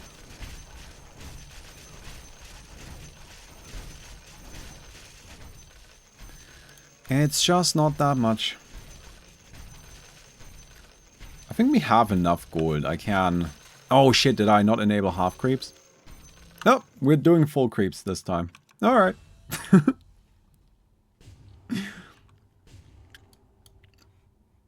I gotta stream for another 4 hours a day. So then we have 8 left. Now I gotta take a bit of a break. So 2 hours are gone just for sanity's sake. So now we had 6 hours remaining. Now, what do I do with those 6 hours? You know? That's really the question. Wow, that's some big leaks early. Dance party. I like it. Very good, yes.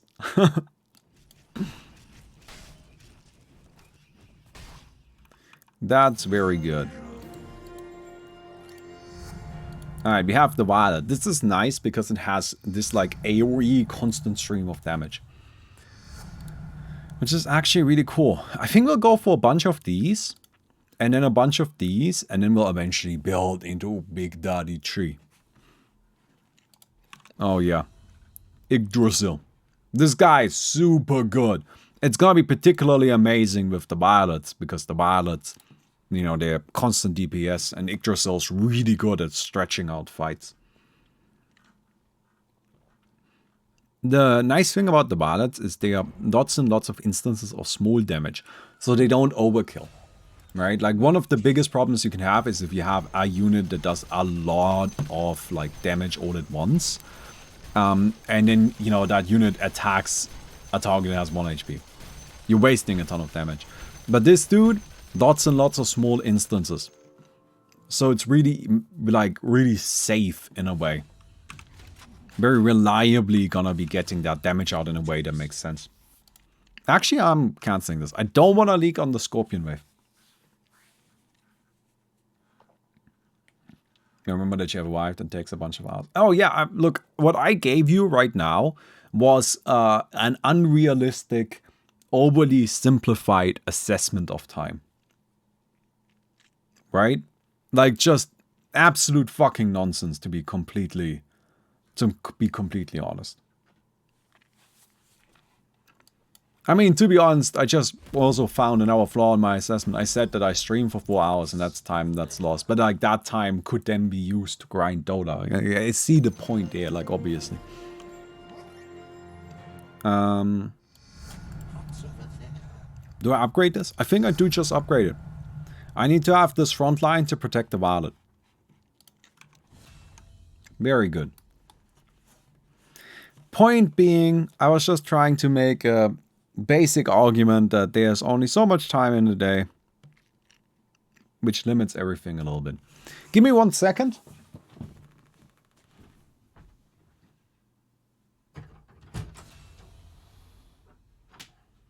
Hello. Almost work. Did you give her a medicine? I think I'm gonna just start doing it.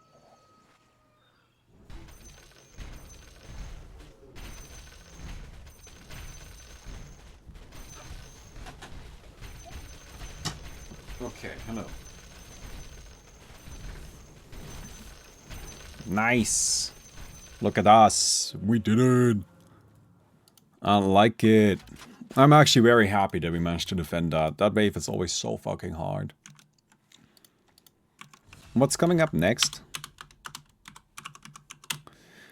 It's Pierce. Pierce is bad against heavy, right?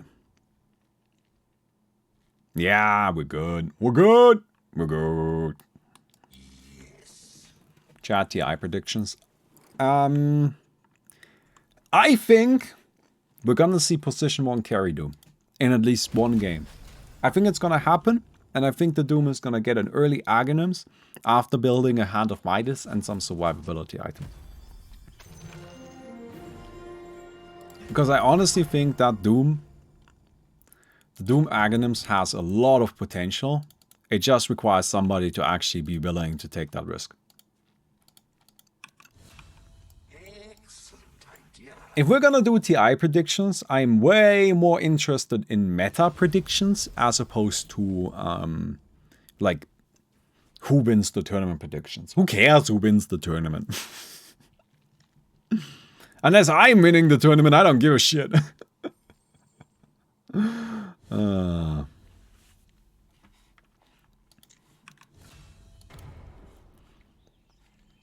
Okay. Yeah, Pierce and Heavy. So these guys get fucking annihilated. Brutal matchup.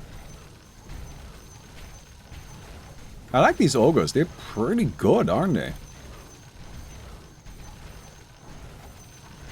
Yeah, pretty nice.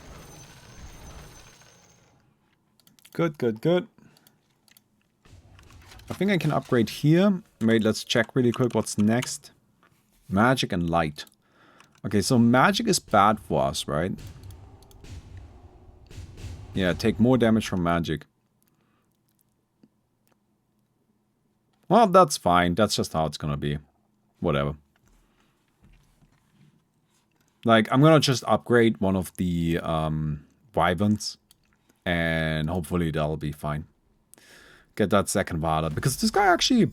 Yeah, it's actually fine. Oh, actually, I think this guy is gonna be able to carry against the magic wave anyway. These Wind Rangers seem pretty nice, I gotta be honest. Okay. Build a Violet. Very nice. Hitch a ride in self-doom. Why would you even do that? No! Hitch a ride, Medusa. I'm calling it. We're gonna see it at least once. Hitch a ride Medusa. Or Hitch a ride Maiden. I wanna see one Hitch a ride Maiden. That would make me very happy. Just once. Right?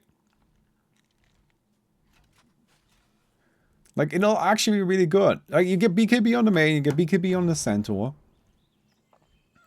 And then you just run in. You should absolutely annihilate everything. Okay. Go get him. Yeah. Very good. Very good.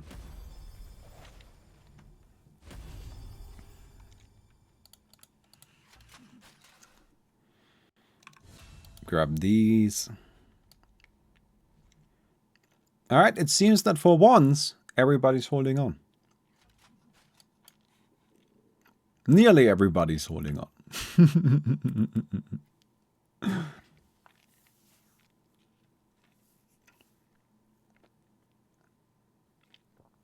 I want to see Hitch a Ride Maiden. Okay. Siege attack fortified. Oh, we're pretty good. I think I can save up for an Yggdrasil. I think I can do it. I'm gonna take that risk. Because these guys are good against fortified, right? And these guys are good against... They're not good against fortified. They're really bad against fortified. But these guys are good against it. Ooh, actually I'm not that confident anymore. Alright, let's build another one. Alright, it's too early for Yggdrasil anyway. We don't need him yet. We don't need him yet. He wouldn't even be that good yet. In all honesty, I don't think Centaur Truck will happen at TI. Too much money time taken to farm Aghanim's. But like, have you seen the thing? Like, I always am of the opinion that if something is powerful enough, it will see play. Right? Like, it doesn't need to be easily accessible. It doesn't need to be sensible. Like, there can just be a certain power level where something is just so freaking strong that it's fine. It's going to see play anyway. And I feel like the Doom Aghanims and the Crystal Maiden Hitch a Ride gotta fall into that. Because have you seen it? It's absurd. It's absurd. It is so strong. Crystal Maiden's ultimate is one of the most powerful abilities in the game. And like, at the end of the day, what do you need to make it happen? Right? You just need an Aghanims on the Centaur? Why couldn't you just go like Boots, Vanguard, Blink, BKB, and then you're like, well, what else do we need? I don't know. I think we're fine right now. But we kind of need something so we can survive. Okay. You know what? I'm just gonna get the Hitch a Ride thing because I've got some money right now and I might as well. And then everybody's like, alright, cool, go for it. I can see that happening, right? Like, I wouldn't say it's like a primary plan going into the game, but like, I embrace and relish the opportunity. I am very much excited for it, and I think there's a good chance.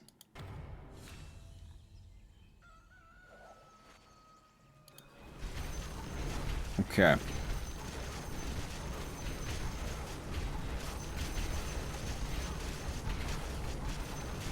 Alright. Oh, this will be kind of close, but I think we're fine. I gotta get a stronger front line, I think.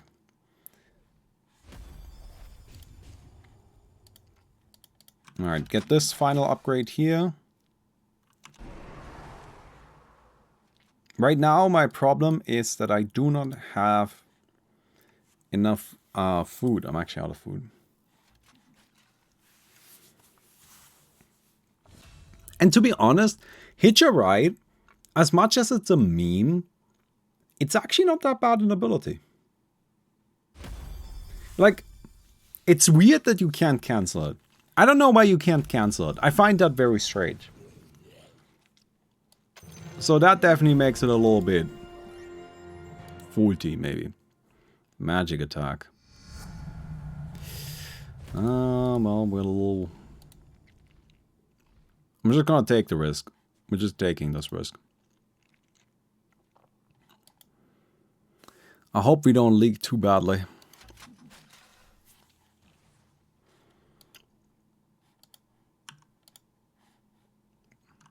I couldn't build anything anyway.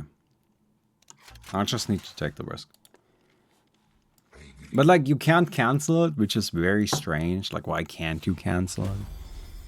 But even setting that aside, like, do you not see the value of the enemy team coming in and jumping your Medusa, and the Centaur blinks on top and it's just like, no, yoink! Yoink, I'm taking this one with me. Like, I feel like there's a value to that.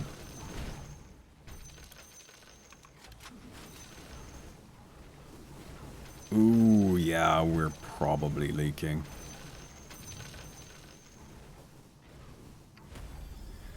Yeah, and this is where, sadly, our distributed damage resulted in a lot of units being low on HP but not dead. Oh well. No, I knew that was a possibility, but I kind of fucked up in a way where we couldn't really do anything.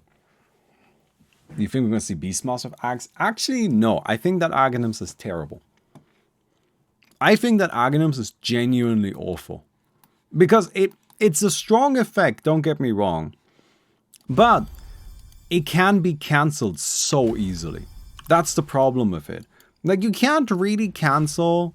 You can't really cancel the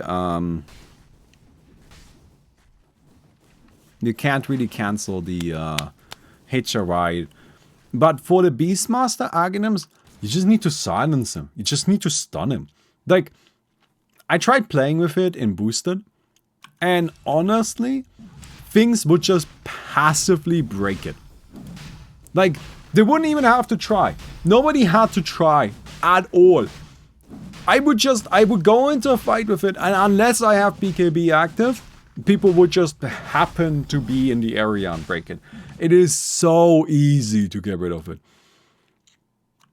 Doesn't even make sense that it gets cancelled. Why does it get cancelled if you get stunned? Like, what's going on with that? That's so weird. You might be like, well, it's for balance or logic reasons. Like, how's he gonna drum the thing when he's stunned? Yeah, so what? Who gives a shit? Like, that's okay. Like, it's like a weird buffing thing. Like, Doom's W doesn't get cancelled if he gets stunned. No, you can cancel temporarily disabled. Yeah, it's true. It doesn't get fully cancelled, it gets disabled. But it's still, it's so weird. I really don't like it. I think it's a really weak effect. I'm curious. Maybe I'm wrong. Let me check the, like, the little tracker here. Beastmaster. Oh yeah, nobody ever buys it. It is truly just not an item. I see exactly one game in this tracker list here where somebody bought it. No, I see a second game. Okay, no, I see a third and a fourth. So far, all of them lost except the first one, where the Beastmaster bought it in literally the last second before they won the game. And that's it. Yep, nobody buys this. It's awful.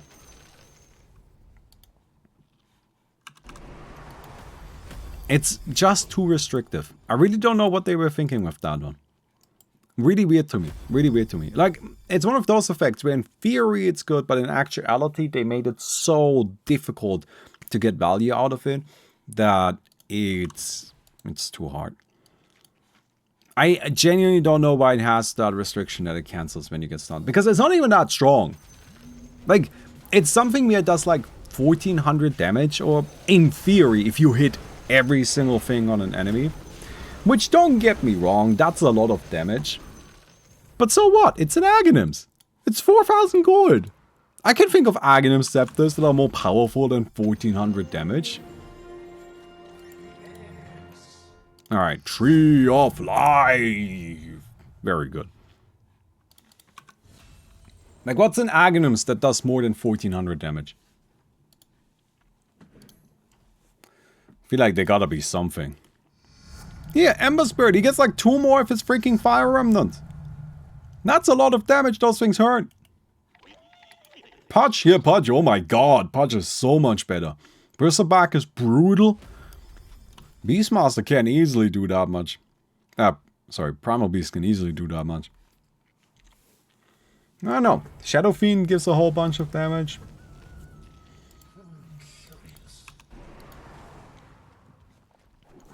Okay. Yeah, my problem with these guys is that they just don't have that much HP, sadly. Like you can see here, Tree of Life got a huge chunk of health. And just raw health goes a really long way.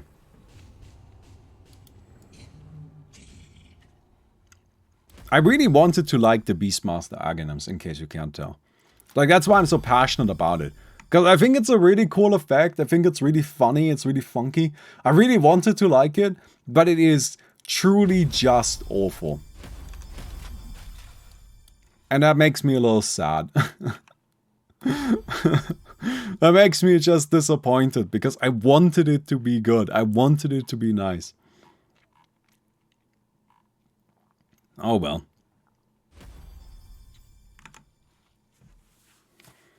Maybe we haven't figured out the right build. It just needs to be harder to, like, disrupt. Like, if they want to have the feature that it doesn't work while it's stunned, then at least make it so that the duration is extended. Does that make a lot of sense? No. Do I care? No. Right? Like, instead of the duration still going on and running out while you're stunned, what if it was just paused? Does that make any goddamn sense? No, it doesn't. But, like, so what? Who cares? It's not like it makes sense that it disrupts and keeps going in duration while stunned.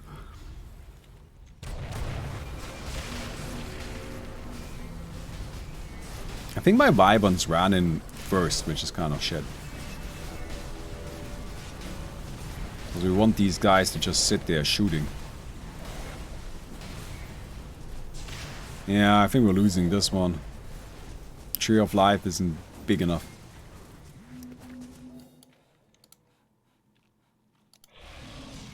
Alright, not that big of a deal, just kind of annoying.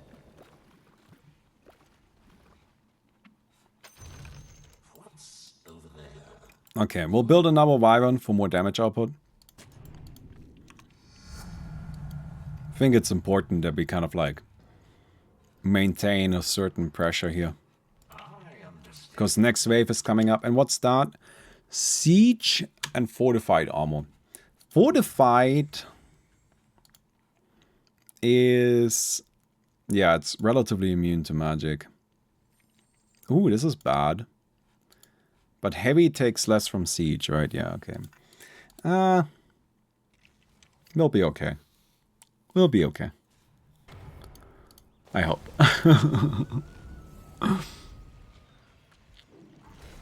I sure hope that we'll be okay.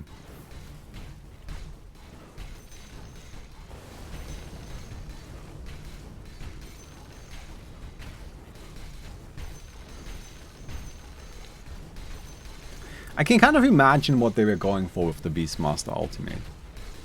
Right? Like, because like thematically I can see the argument that, well, the point of the Beastmaster Aghanims, sorry, not Ultimate Aghanims, the point of the Beastmaster Aghanims is that he's supposed to be drumming like a battle drum, and the longer he gets to drum, the more powerful it becomes for his team. So it intentionally breaks because at that moment you have interrupted the feeling of the drumming. So now, you know, like it stops and it doesn't do as much damage anymore. I don't know.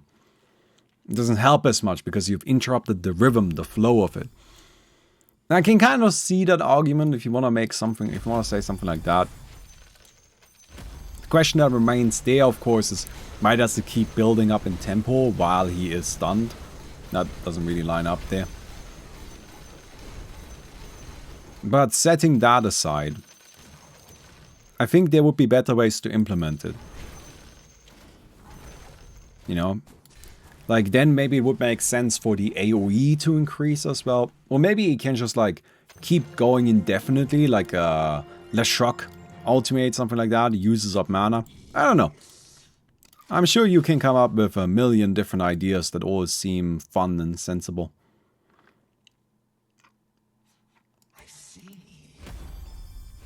What does this dude do? Should I build him? I guess I'll build him. Yeah, he's a healer, right? No, for what it's worth, let's get another healer down. Because we're just building Yggdrasil. We're just gonna spam Tree of Life. Tree of Knowledge isn't as good in my opinion. I like Tree of Life a lot more.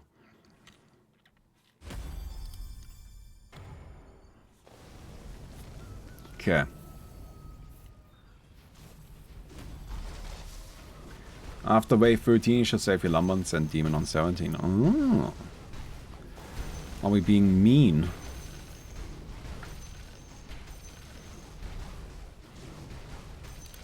Alright, let's upgrade this again. Just to bump up our income as much as possible. Well, actually it's not very income increasing to upgrade this. Because it means you're spending a lumber on something that doesn't actually increase your income.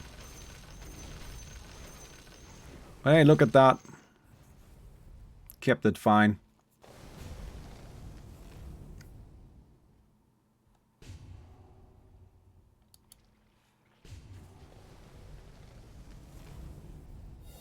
They should make it a rhythm game.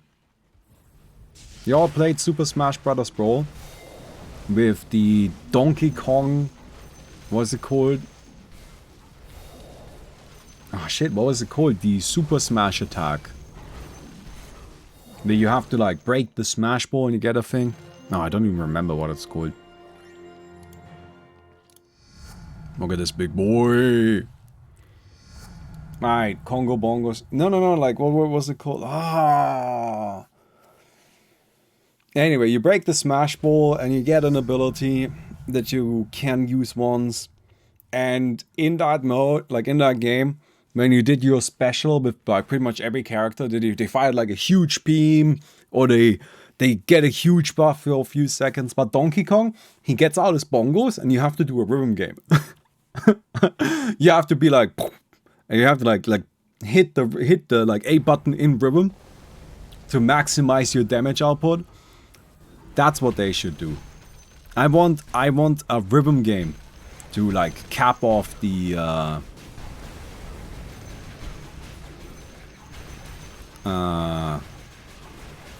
what's it called? Oh, are we dying here? No, we're fine, right?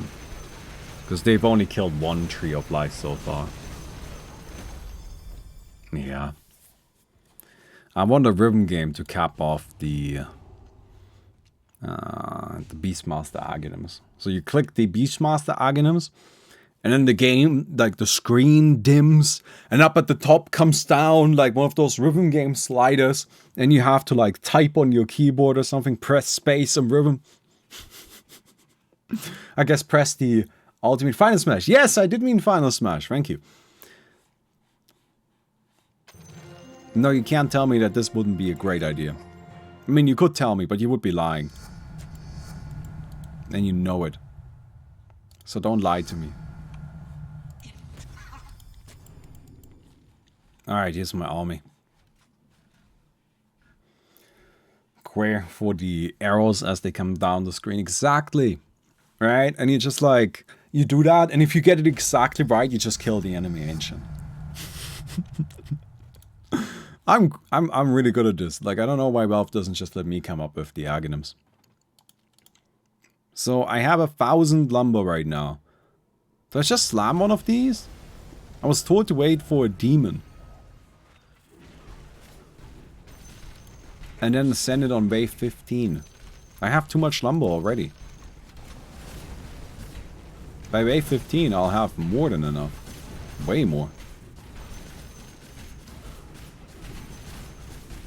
Okay.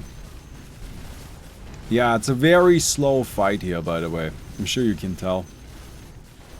But it's all about survival with the Trees of Life. They keep each other alive. And this is really useful. Because with the Trees of Life keeping each other alive, when they get through here, they continue healing down here. So they're basically back to full HP by the time they have to fight this.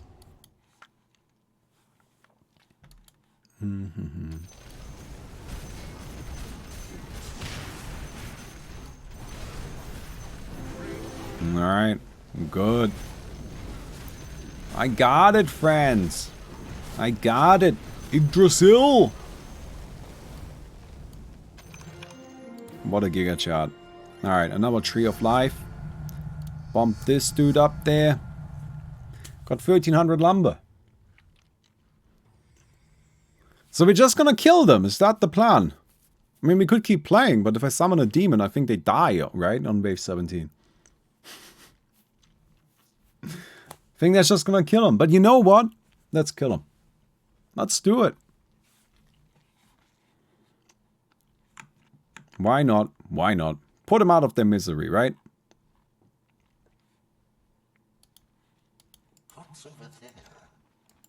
Okay. Alright, so I have 1,500.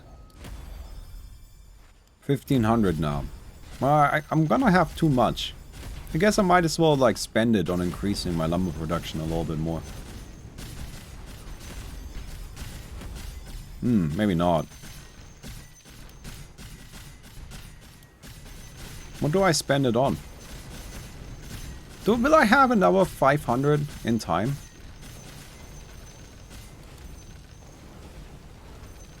Also, look at my army. Look at them go. They're just not dying. Absolutely unkillable. Should we do the demon and then just like summon something else as well? Whatever, we'll keep saving. Yeah, I mean, this is how you win in this mode. It is actually the way you do it. Absolutely.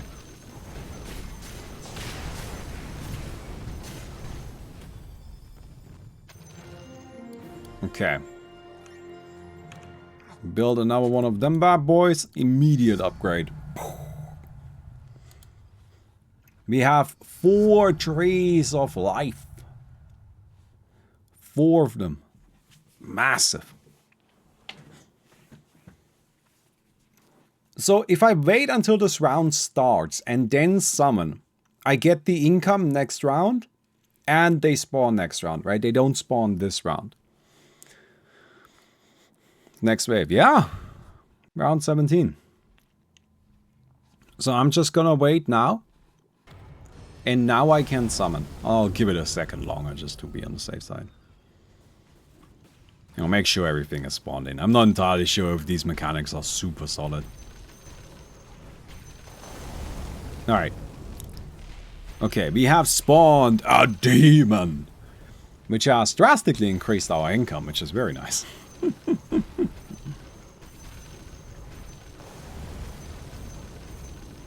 And then I have 700. I'm gonna see if I can save up for an Infernal. No, not even a problem. Look at that. Alright, people are... Yeah, there's some more stuff coming. We should be fine. I'm pretty optimistic. I still have all 4 of my trees. Right. But this is actually nice. The wave taking longer. I can maybe even summon an Infernal. No, there's not enough time, right? But like, I can summon it after... Just before the next wave starts. I don't need to do it right now, right? Just before the wave spawns in. I'm losing out on 50 income, which isn't great, but that's okay. I'm gonna do this first. I really hope there's enough time, but there should be. Okay, another Yggdrasil. And... Tree of Life. Inferno! Oh! Alright, let's see. The trees are nasty. They're huge. They're so good. They're so good. It's mostly that they're just like goddamn impossible to kill. Alright. Siege attack and fortified. I don't know what's happening with my demon. Okay. That's fine. That's not a big deal. Anybody summon a demon? Oh, there's a demon. That's a problem. This dude is huge. Buff the king. Honestly, the king doesn't really survive against this stuff anymore anyway. Like, we just need to defend. But I know that that's kind of like, you know, saying we just need to win. Okay, I did summon a huge amount of stuff. Oh my god, okay. Alright, I'm just gonna upgrade the king. I mean, that's really the only winning play we've got. I will have 3 of my trees surviving. But this is a huge, huge wave. I don't think I can defend against this. But there's my demon. Yes! Okay. I think we have more. Just buff health and regen. Just health and regen. Don't damage. No damage. No damage. We can't kill this anyway. We just need to survive. Right? We just need to outlive our opponents. I think we're fine. Okay.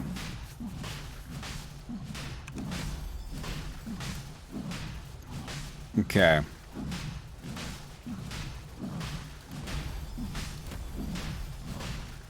I think we got him.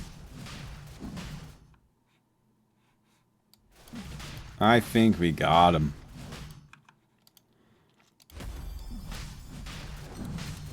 So now a heal. Their king is not upgraded enough. We would actually maybe survive. Look at that. Hey, we got him. Let's go. Yes. That was actually a competitive game. Keeping that win streak up, dude.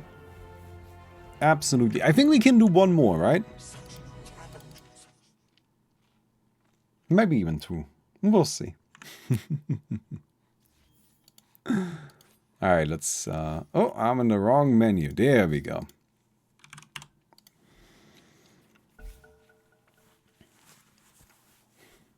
Absolutely devastating, though. No, Yggdrasil is such a strong unit. But we had a really good Rubik lineup there. Really good Rubik lineup. I really enjoyed it.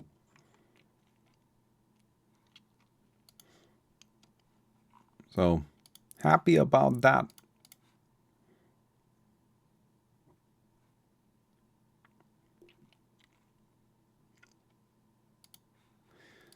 Okay. Remember half creeps. Yeah. I forget. Yeah, it's a longer one. We're probably gonna need to wait for some new people. Don't forget to join our Legion TD lobby really quick. Was this Prophet only? No, I always play all pick. I just like playing Prophet. But, you know, I don't force everybody else to also play Prophet. You guys can play whatever you want.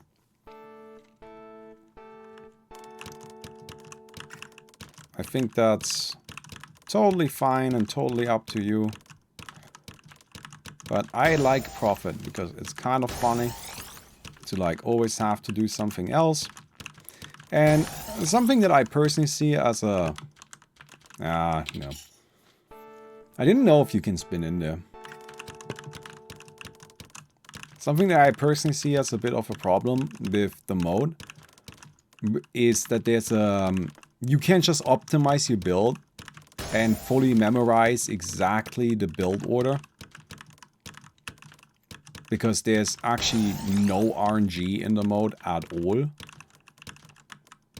And, well, that can be fun to certain people, and I don't blame you if you enjoy that. For me personally, I prefer it if there's a... you know, like, if I have to rethink every game, and I kind of, like, have to come up with a strategy based on the game we're currently playing.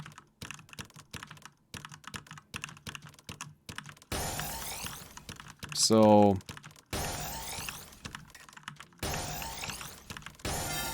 that wasn't too bad. So I like to play Prophet, because with Prophet I always have to kind of like change out which units I'm using and how I'm using them.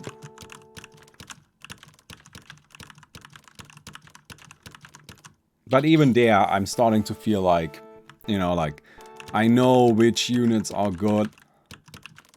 So I always go for those. But you know, it still has some variety.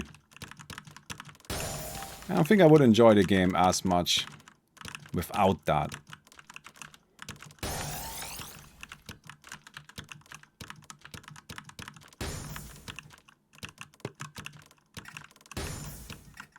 Yeah.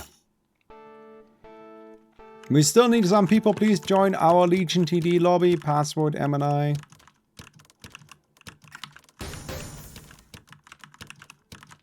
That would be great.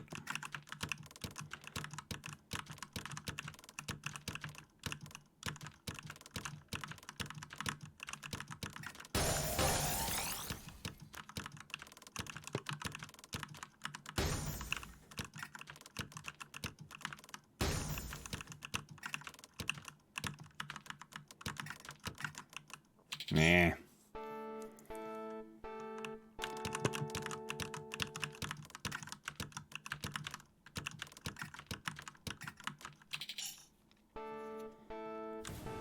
There we go.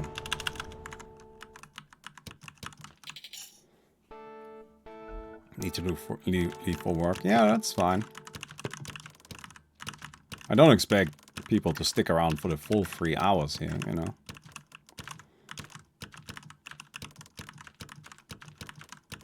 Just means sometimes we have to wait a little bit for the lobby to fill up. But that's no big deal because we got Tetris.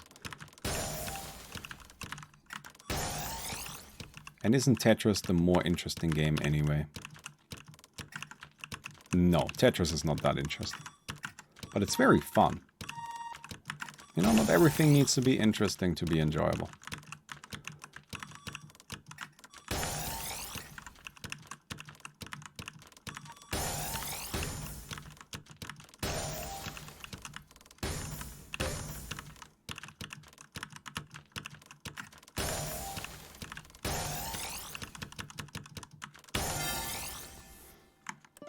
There we go. We made it in. Does half creeps actually reduce lag? I don't know. It doesn't feel like it.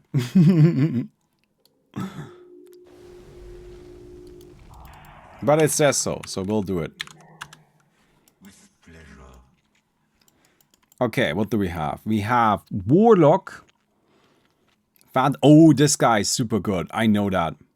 But we have no tank.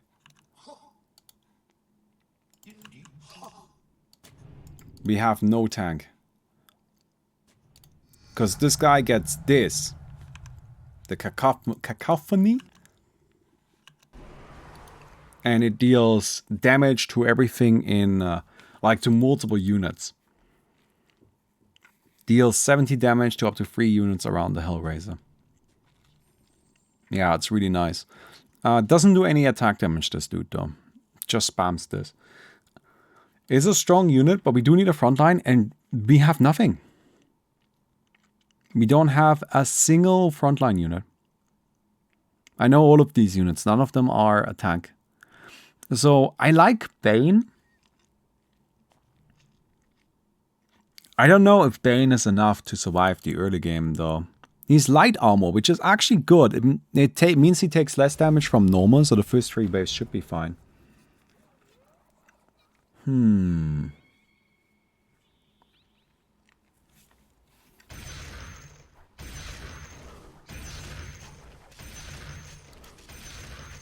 he just does not have the survivability he needs.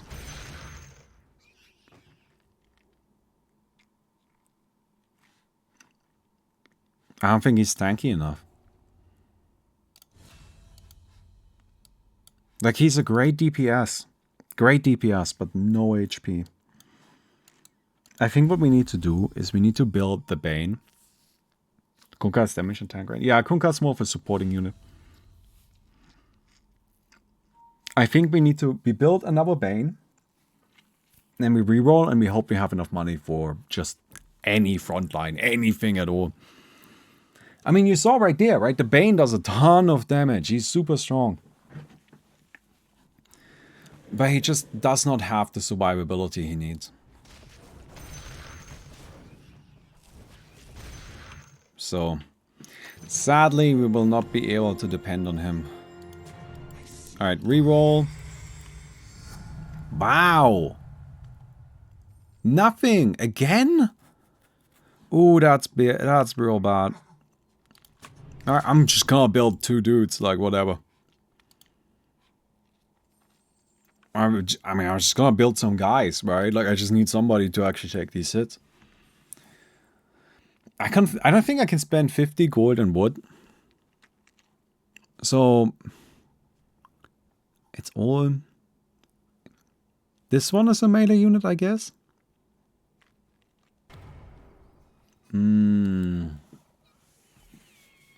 My impact in this game might be very low. Okay. But this is working fine for the time being here. Because the Banes are strong. Like, that's the one big factor we got going for us. They are just very powerful. So maybe that's enough. Maybe that'll work.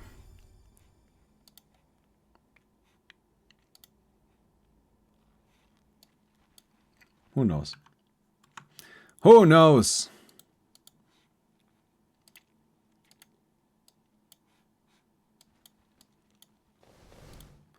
I mean, for the time being, we're actually doing okay, I think. Good, good, good. I need to upgrade, because the upgraded version is much more powerful. Alright, Hellraiser. And maybe I just immediately farm up for this. Because she's got heavy armor, 800 HP. That's not too bad. Alright? That's not too bad. Necro summons units. Yeah, the Necro does summon units, but he's also squishy. Like, I need something that can just take a hit. No, it's not you. It gotta be the Queen of Pain. I think that's all we got. And this dude only got 300 health. None of them have any HP. It needs to be her. She's got 800. 800 of heavy armor. I can see it. I can see it being good.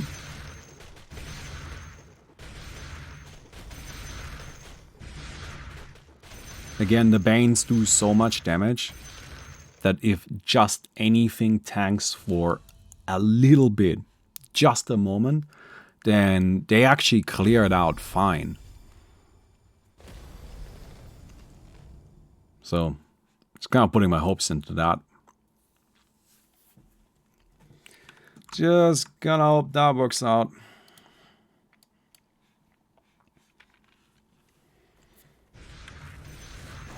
I mean, the Banes are legitimately terrifying. Look at them go. Man, I wish I could have built more of them, but my last setup just literally did not have anything that could remotely tank. So it wasn't viable to stay on that, sadly. I could also immediately build into the steamroller.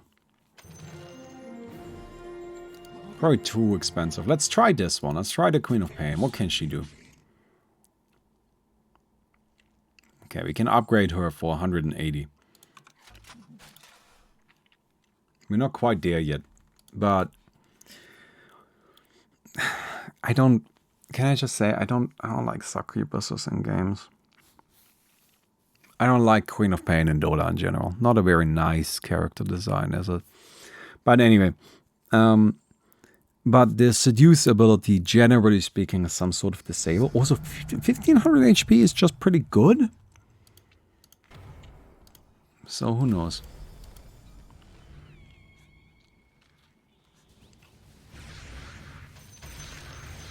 Yeah, look at her. She can actually really... It's fine. She takes some hits. Doesn't die that quickly at all. We can upgrade her. What was it? 180 gold? We can go for another one here, right?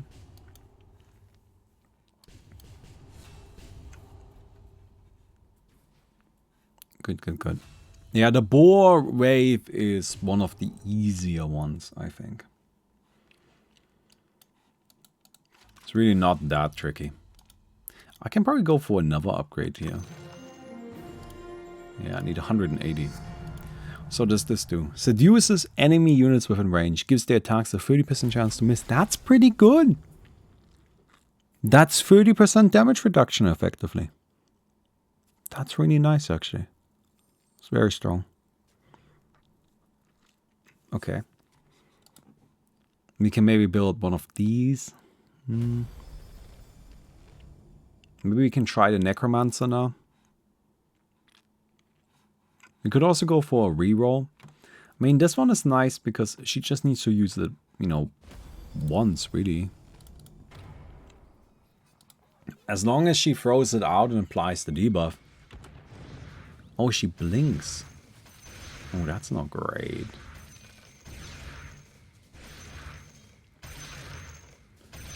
Okay. I'm not super happy about the blink, I gotta be honest. Because it gets so further away from the rest of my units. I mean, the good news is that we did manage to survive. Imagine we roll into tree. Yeah, that would be good. I think the Queen of Pain is a pretty strong unit. We can maybe just like build a second one of her. Or do we try out the Necro? I don't really know what to expect of the Necro. I used him once, but that was when I already had like a full board and his impact wasn't really noticeable. But it wouldn't have been noticeable for anybody. Mass dead or Heartstopper? Raise dead. So summons one archer. But that's a ranged unit, which we don't particularly like.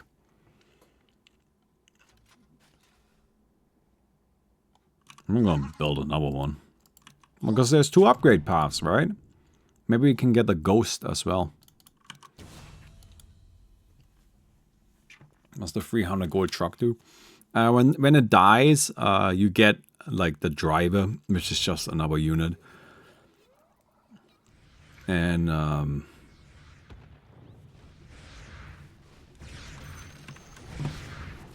you know.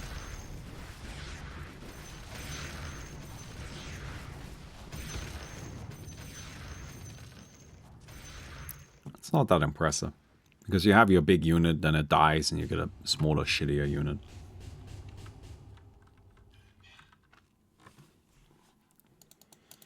Okay. Cool. I think overall we're hanging in there. We're clearing out a lot of kills from our enemies.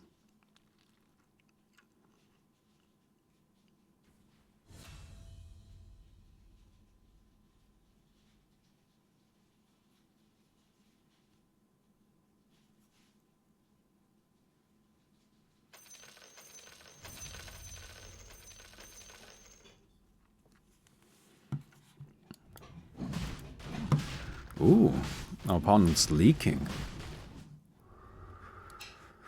Alright, no big deal. I really like this king mechanic, by the way. I think it's cool. It means you have a very tangible way of measuring your team's, you know, life total.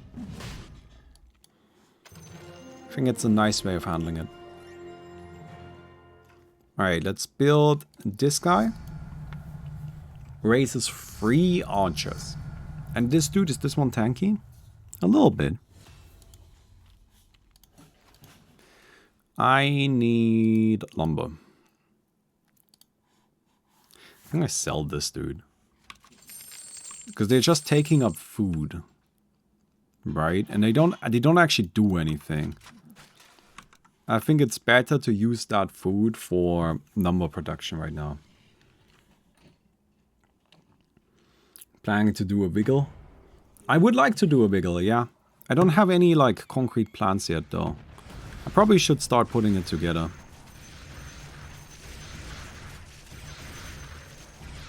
Because you know, I think it's something that people enjoy and look forward to.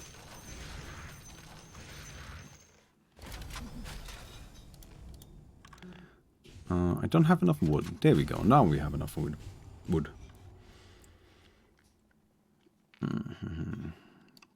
Now, I don't have any plans for wiggle yet, but I think it would be fun to do. The last patch really justifies one. So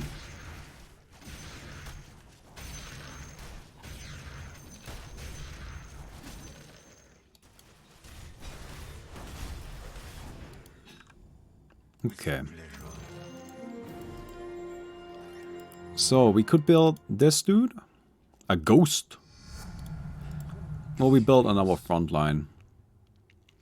Fortify takes less damage from magic, right? Let's get this dude in there. Yeah. Next wave is magic damage. So I think it makes sense to build something good against it.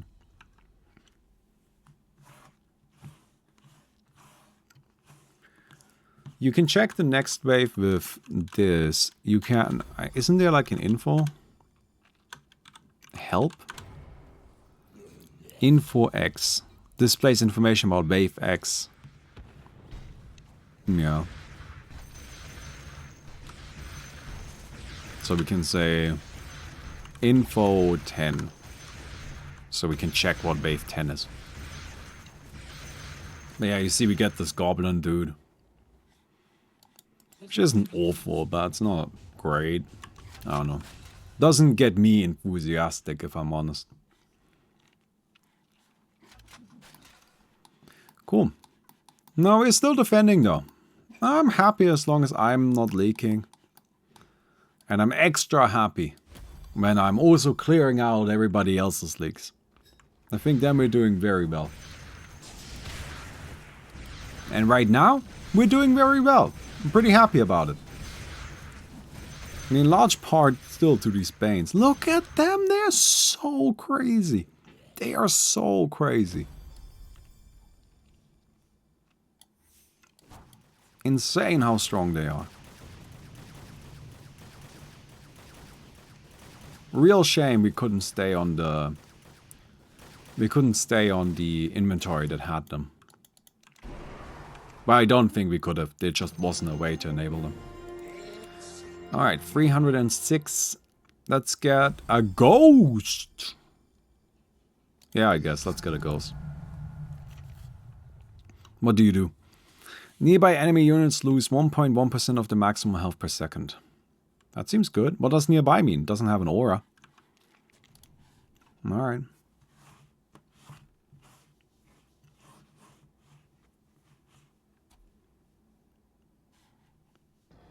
Get this, thank you. Round 9 is coming up. Which is definitely a tricky one.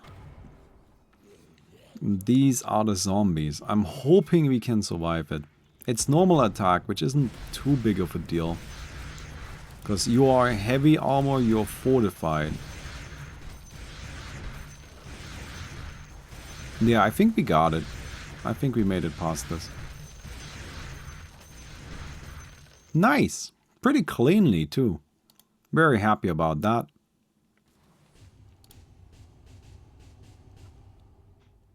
Next up is the boss wave. I think we'll be greedy. I think we can handle the boss wave. I'm pretty confident. Our team is strong. I'm the only one that didn't leak. Okay. Well, let's see how strong we really are.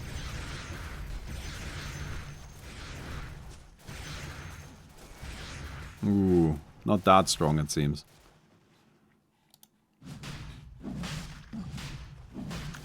Alright, king.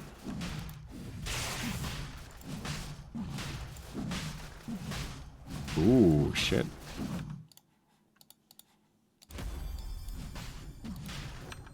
Alright, there's a heal.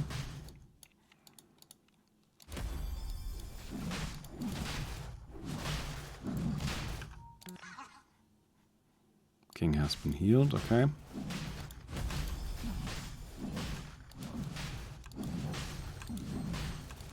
Come on, use it! Okay.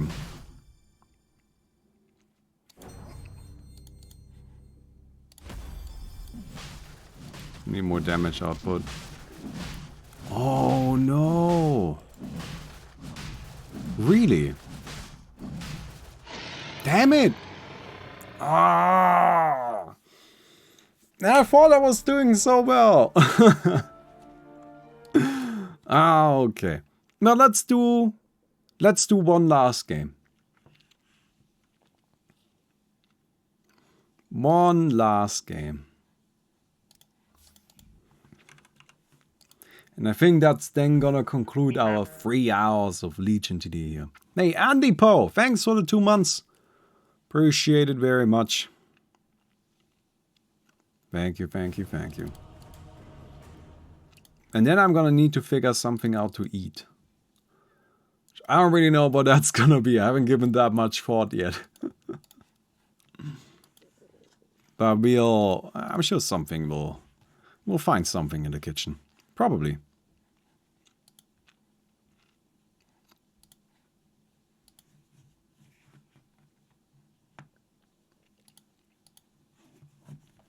All right.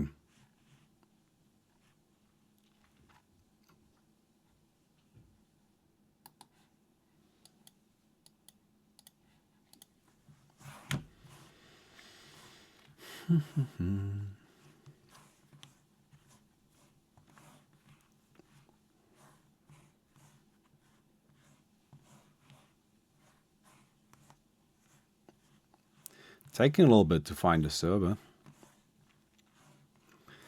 Yeah, Dota has been a bit slower recently. I'm surprised we haven't crashed yet.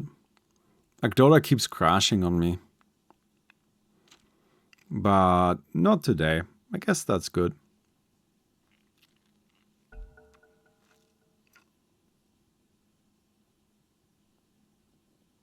Cool.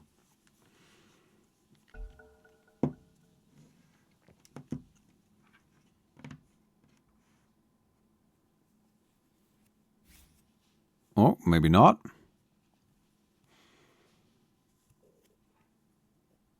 Well, for a moment I thought we got in.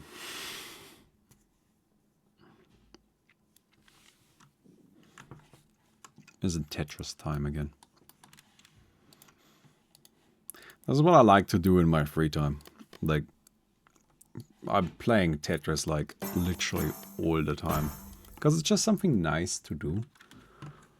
Like, you just do it with your fingers, you know? You don't think so much about it. There isn't really that much strategy to it. You just have to be fast.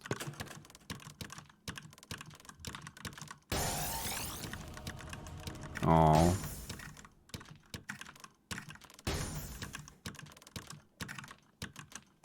Alright, I fucked up anyway. I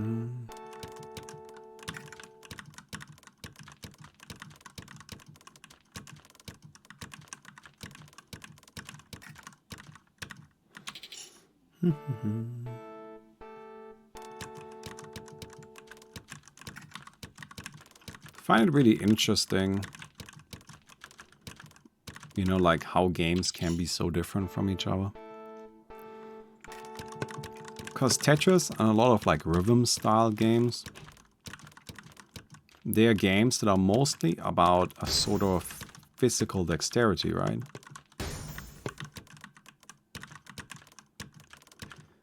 Like you have to just be able to physically push the buttons. And I always think that's kind of neat.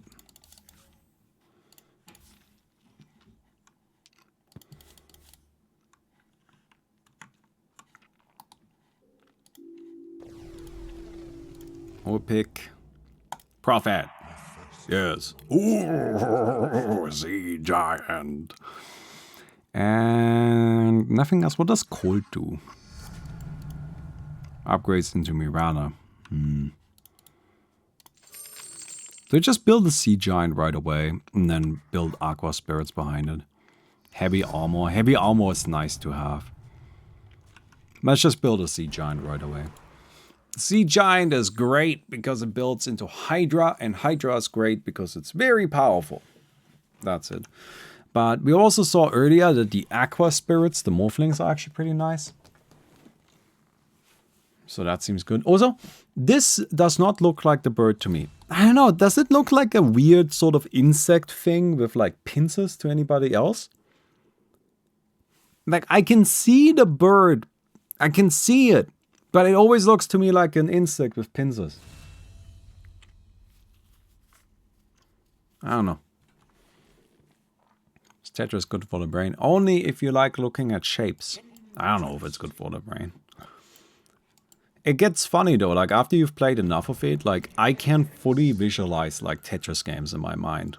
And I like will find myself passively doing it when I'm like not thinking about anything. Then in my head I just have Tetris pieces. Which sounds insane. Probably because it kind of is. And I don't know if it's a good sign. Is it good? Who knows?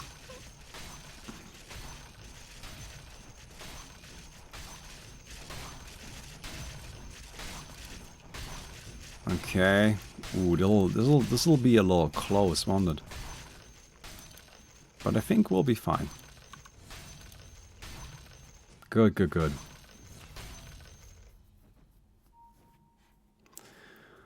Yeah, we definitely need more damage output. The Tidehunter is pretty tanky. You could see right there that he was actually able to... Oh, I forgot to enable half creeps again. Ah, god damn it. But you can see that the Tidehunter is, you know, like able to take the hits pretty well. But it just takes him a long time to actually clear the creeps.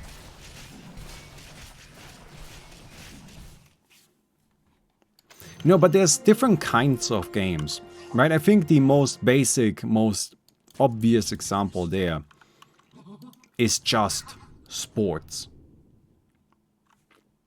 right? Like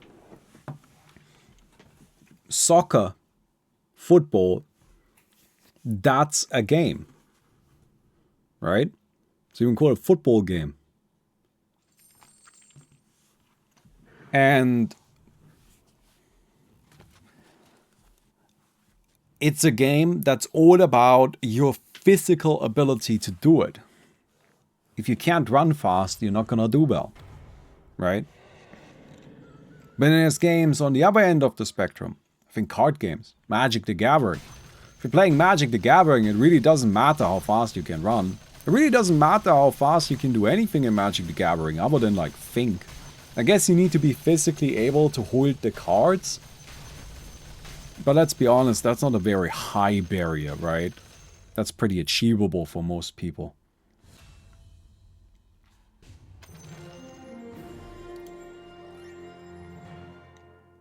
Do we think we can survive this? I think we can survive this. I think we can survive this. I think we can take it easy. Do I wanna... I kind of want to immediately build into like a Hydra. I don't know, I need another tank. Maybe I should just build another Sea Giant. But you know, there's kind of like a spectrum there. Like certain games are more physical than other games. Like I would say, for example, Counter-Strike is a more physical game than Dota. Sure, Dota has its moments where you have to be fast. But even in those moments, it's more about like understanding, being able to read the situation. You don't just like, you know, your actual physical reflexes aren't usually that important. But in Counter-Strike, they can be pretty important. I mean, you just gotta be fast enough to actually shoot the dude. You gotta make sure that you can place your mouse in the right spot to get the kill. That's it. You just need to be good at that. And, you know, I think that's really interesting.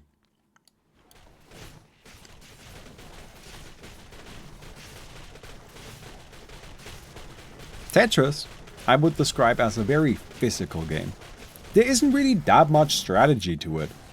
Like, sure, there's a little bit of nuance, but like, I mean, let's be honest. Y'all know how to play Tetris, right? It's just make the lines disappear. It's not that hard. But it's less about like being good at Tetris. It's less about being like having strategy and understanding of the game. And it's a lot more about just having fast fingers. You just need to be able to click the buttons really quickly. If you can't click the buttons really quickly, then it doesn't matter how good your understanding of the game is. You just won't do well. Right? I got like a 51-second run earlier. And that is, you know, like after what, 6 months? Maybe a year of playing? I have no idea how long I've been playing Tetris for.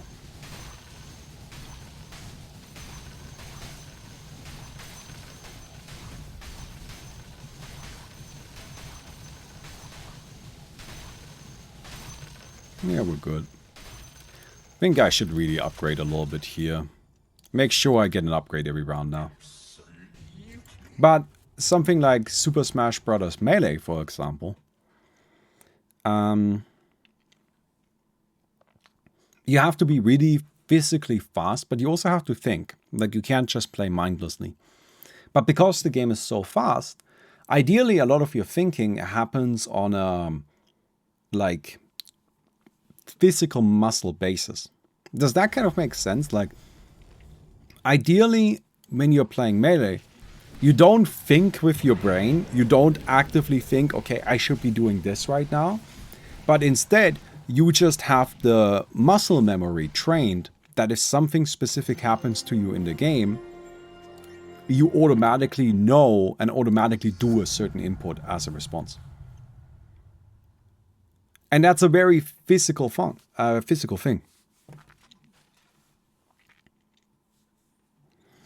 That's interesting.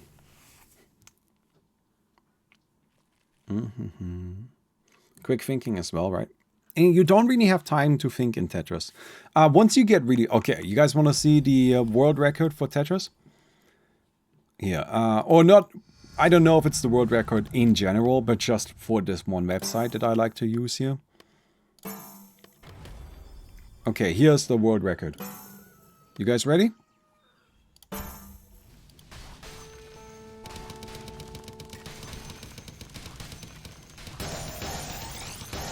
There is no thinking. You can't think.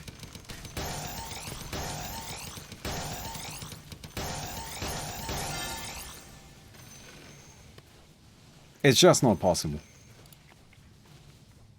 Ooh, am I losing? Holy shit. And it's not even close. What happened there?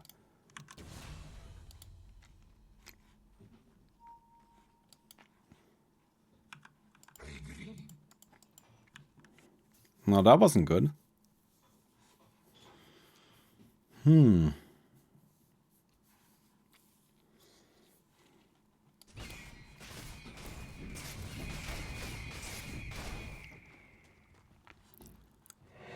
Like, I'll be honest.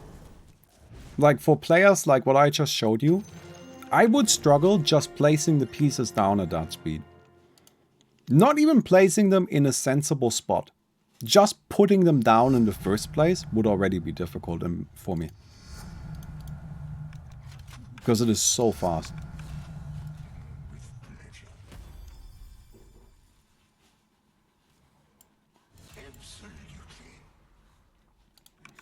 I'm surprised that we lost that fight. I really need to upgrade Titanhunter. Titanhunter is not actually that good.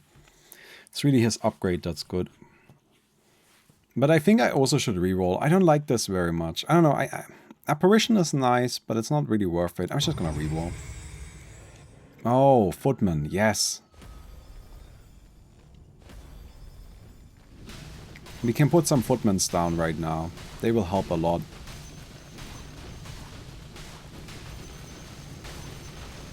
Because the Tidehunters will also eventually end up ranged, so it's not too bad to have a front line in front of the Tidehunter.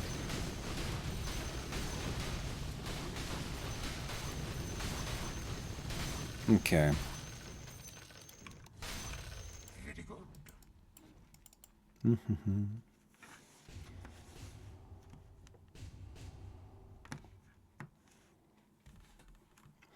I've seen a video about what went wrong with Cyberpunk that outlined the ineffective UX and QA team. No, but that sounds really interesting. If you could link it to me, I would love to watch it off stream. It doesn't sound like something that would be very interesting to watch with you all, but I would like to watch it by myself. Thank you. It's very nice.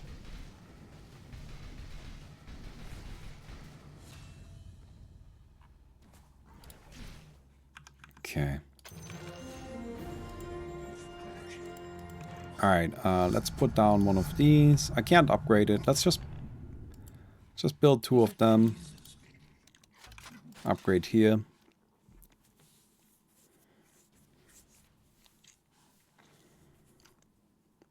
That should be okay for now.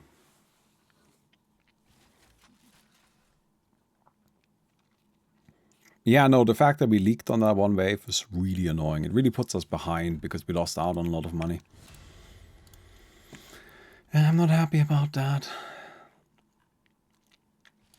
Not happy about it at all.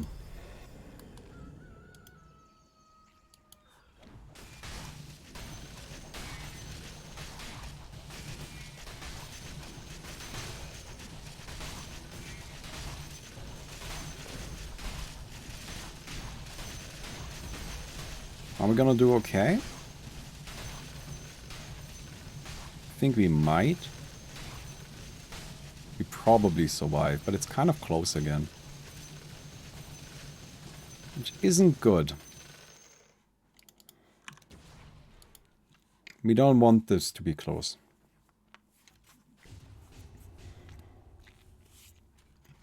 Watched Asmongold's reaction to the video. Oh, I don't like Asmongold. I don't like reaction channels. Never liked them. It's just leeching off of other people's content. It's lazy. Says the man just spending 3 hours playing a video game and calling that content. But you get the idea. I just don't really appreciate it. So do I save up for one of these? What's the next wave? Magic, attack, medium armor.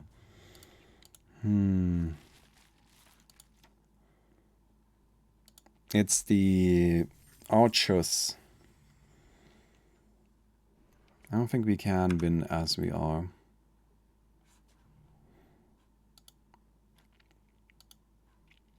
I'm just gonna risk it.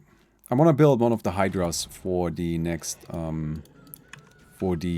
zombie wave, and really the only way I can do that is by taking a risk here.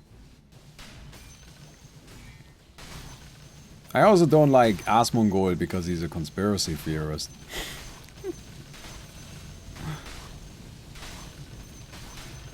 What was it recently? I believe the government let 9/11 happen. Ooh, kind of cringe, buddy, kind of cringe. Alright, we did survive. Cool. Kind of close, but we made it. He's just a persona. No, I don't buy it. People say that, but like, I do not buy a lot of that.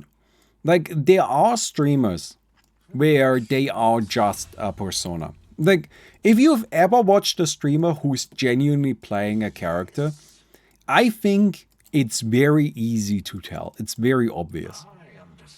But then there are streamers who people just kind of like defend. Oh, this is just his stream personality. And it's like, I don't know, I don't buy it. I don't buy it, my friend. I mean, if you're gonna have a stream personality, maybe pick a better one.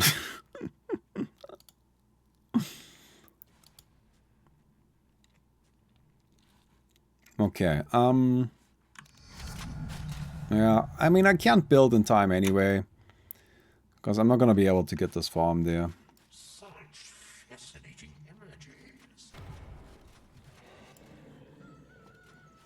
I think a lot of streamers, their stream personality, and I think that's true for me as well, is just who they are, but a little more. Right? Because you're streaming, you gotta be interesting. You gotta be a little more than you normally are. Now, me normally in my like normal life, I'm actually like, I tend to be more of a quiet guy. I don't really talk super much. You know? I don't really seek out conversation all that much.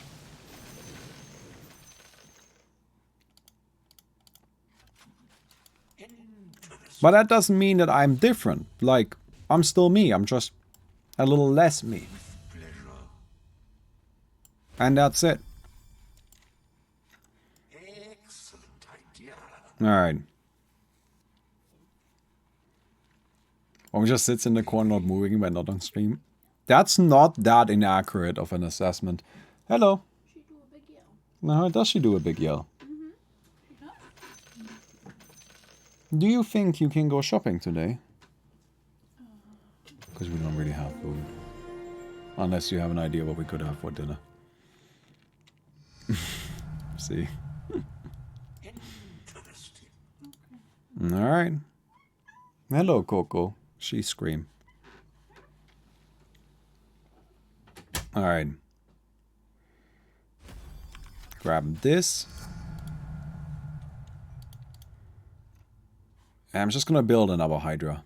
Big Hydra, yes! Oh, I just like the Hydras. Look at them, huge. Tacos? Well, we don't have any tacos. If we had tacos, I could make tacos. But we have no tacos, so I can't make tacos. That's the problem. You have found the core issue. Okay.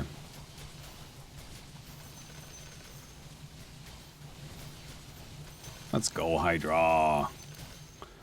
Look at him go. Not a problem at all. Alright, upgrade this here. One thing I dislike in this mod is that if you fall back, it's hard to come back. You think the game would benefit from being able to give teammates money. I agree. I don't agree with your solution. It actually is something that annoys me a lot. Like, if you lose one of the early waves, now you have less money, so you lose the next wave, and at that point you're basically done. That's kind of stupid, isn't it? Like, I feel like that's too punishing. What's the solution there?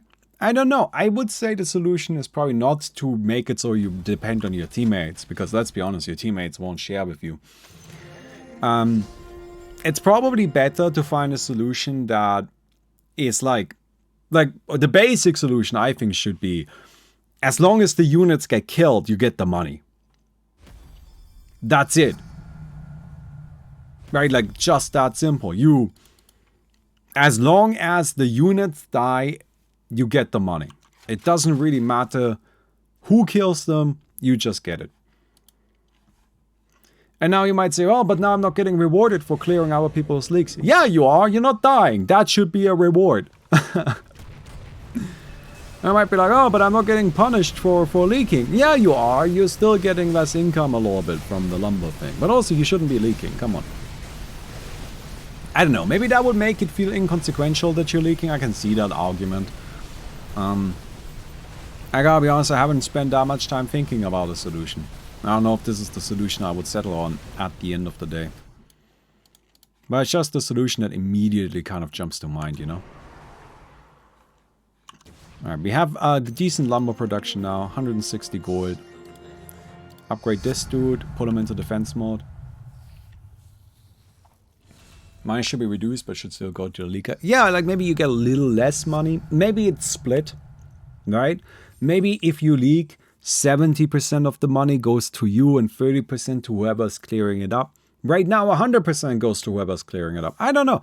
I feel like there is a solution there. I don't know what the exact solution is, but I don't like the current version of it. Because yes, you lose early, you leak early, and unless you then fully invest into combating that, into making sure that you don't leak again, you're just kind of fucked, right? I don't think that's ideal. Okay.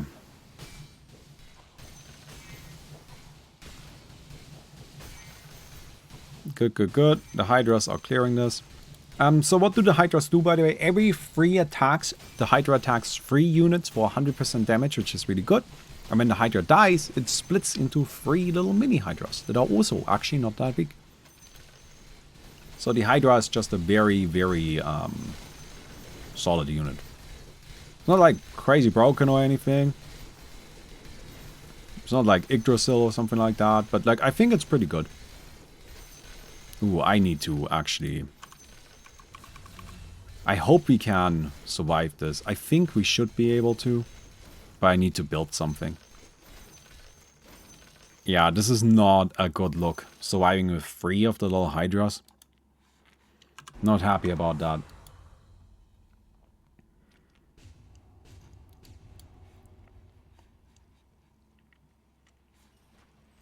Yeah, it's like one of those things. Like, how punishing do you want the game to be? I don't know. Right, I think it depends a lot on the game. Like, this game is supposed to be kind of be like a competitive tower defense. So it makes sense to me to, you know, be a little bit more punishing than what you might want if it was like a single player tower defense. I mean, to kind of like... I know I bring a lot of things back to Alex, but it's just, you know, like it's the game that I work on, so... But for Alex... I don't want the game to be that punishing at all. I actually want it to be pretty chill. So there isn't really any punishment for failure. If you don't beat a level, You can just try again. Like, it's just not a problem. You just get infinite tries. If you really can't beat a level, just skip it. It's fine. Because it's supposed to be a very low pressure environment, right? But that doesn't work for every game. Like, certain games, I think, are more an environment with more risk, with more pressure on the players is maybe better. I do feel like this is maybe too much. It's too harsh. There's probably like a percentage split that makes sense, right? Where like if you leak, you get like the bounty of the creeps is reduced that you get, and then whoever clears it also gets some of it. Something like that. I don't know. I feel like there is a solution within that logic. I don't know what it is though.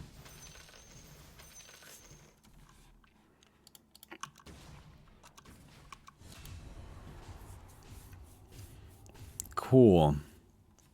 Donaldo's has crazy income. Really, really high income. Very impressive. Kind of trying to build it up as well. Good. Wanna build one of these? I don't actually know what it does. Invoke Inferno. Oh, this dude summons shit. Yes. I now remember what he does. This dude summons an Infernal. And his evolution summons a Diablo, which is just a unit. But the funny thing about the unit is that the unit then also summons stuff. So you have a summoner that summons a unit who's also a summoner, which is a little redundant, but kind of nice. Kind of strong. So I like the Shadow Fiend. I think he actually does okay. We'll probably reroll this shop soon. Maybe we should do it now. I don't know. Oh, this guy has AoE. 3 damage per second. God damn, let's go. Now that's some real power.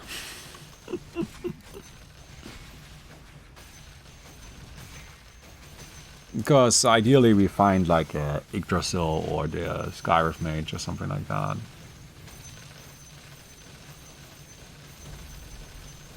I guess for the time being this is working okay.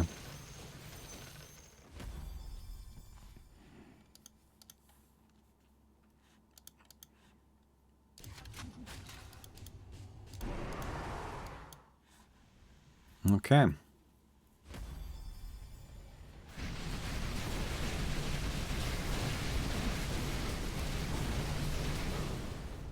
Phoenix is really nice if you get them in a combo with Coddle. They have really nice synergy. Okay. Hades. So this now summons Diablo. And Diablo summons a bunch of Necronomicon warriors. Which is pretty cool.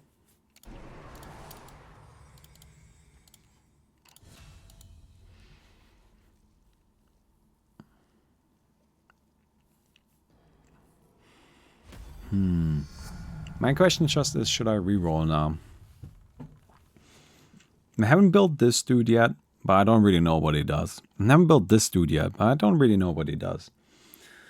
So, yeah.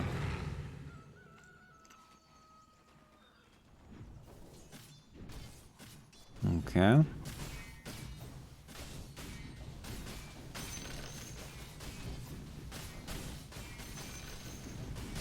Yeah, you see here, these are all of the smaller summons. Which they just buy some time, you know? And this is the big one, Diablo.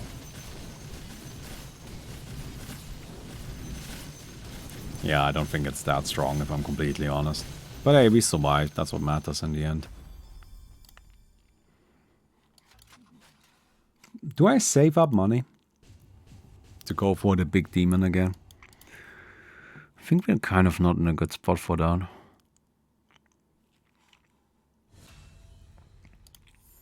Yeah, I know there's a damage table.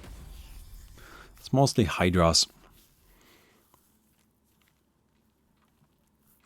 Like, Diablo just didn't do that much. Hades did a good amount of damage, but Diablo didn't. I'm gonna reroll.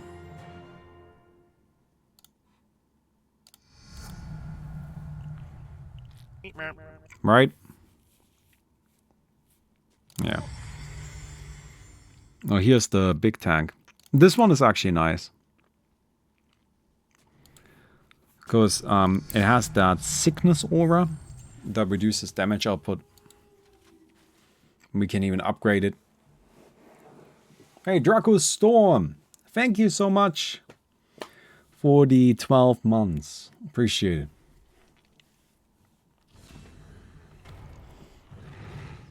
I'm a bit worried. I think that our opponents have higher income.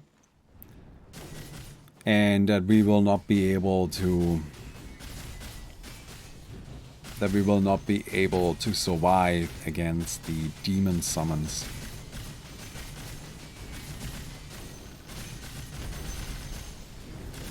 And I don't know what to do about that, if I'm completely honest. We might not even survive against this right now.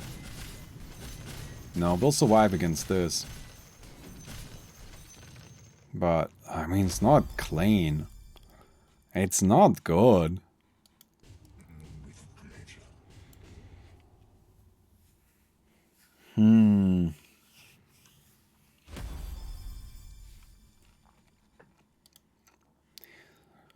I think we just maximize our income, like our gold income.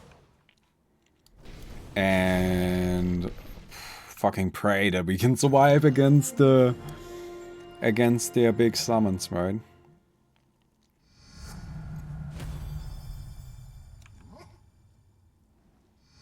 Okay, let's build one of these. I know how good he is. And let's build one of these. I don't know what he does. This unit sells for 90% of its original cost. Interesting. Also kind of useless. So I'll just sell them.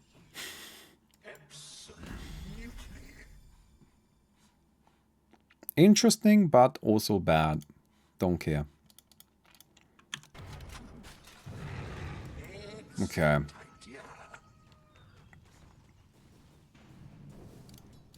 Go, go, go, go, go, my friends.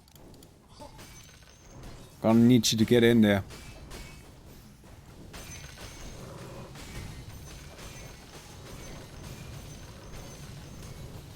You just summon a Gundam? No, it's Aghanims. From Aghanim's Labyrinth. Do you not remember? You could get this like weird techno Aghanims. It's just kind of funny that that exists, but also yes, I did summon a Gundam. I hope the upgraded version is gonna be good. I mean, he did okay. Wait, the apparition did more damage than Hades? That's kind of disappointing.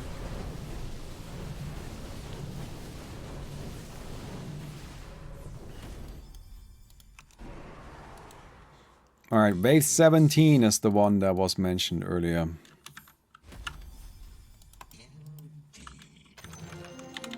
Siege and Fortified. But we have Siege. So if I upgrade this dude... So he is huge, right? Just kind of like a very chunky, enormous boy. Let's just hope that's worth something. Oh, I don't have enough food. That's true, I am kind of hungry. Well, we'll just hope. We'll just hope. Should save our lumber in case we need to upgrade King.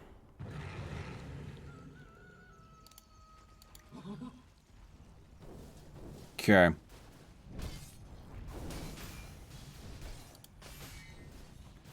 So here's our... This is the Doomsday Machine, right?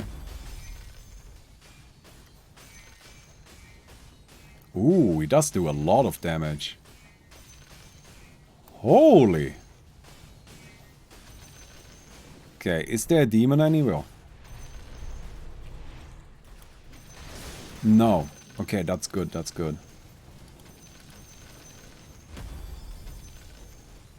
Yeah, look at that. This dude hits hard. Alright, let's just build more of them.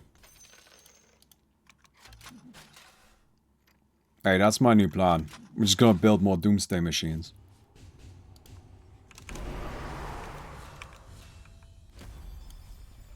Over there. I think everybody is surviving.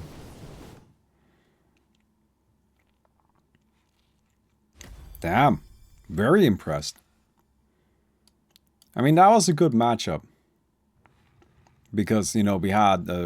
it's a siege unit against a siege wave. Or fortified wave.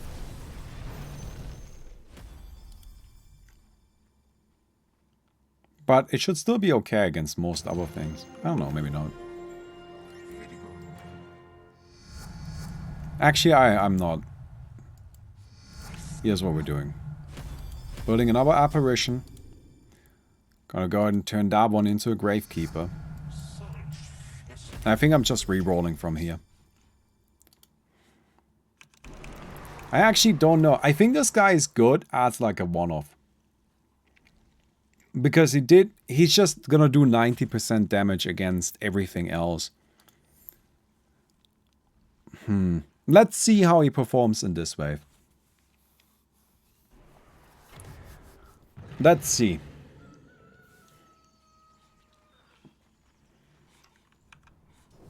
Because this is a medium wave.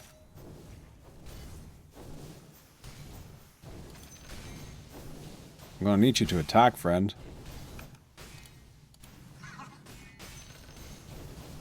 So he didn't actually attack anything yet. Wow, even here. No, I mean, he's also super expensive, though. It's not just about whether or not he does a lot of damage. You gotta keep in mind, like, just how much money that unit costs.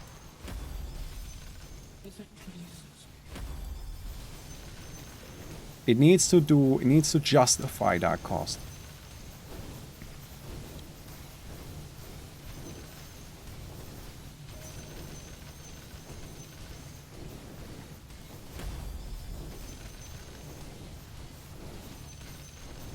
Oh shit. I see, we're leaking. Well, I didn't leak. Oh no! What? Oh shit. Yeah, against multiple Terror Blades. That's gotta be it, right?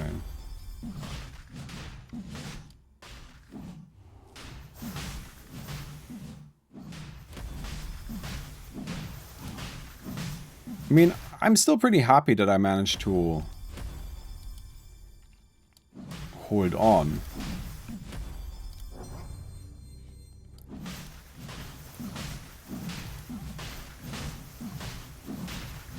Because just surviving. Heal? You don't need to wait until he's like all the way down.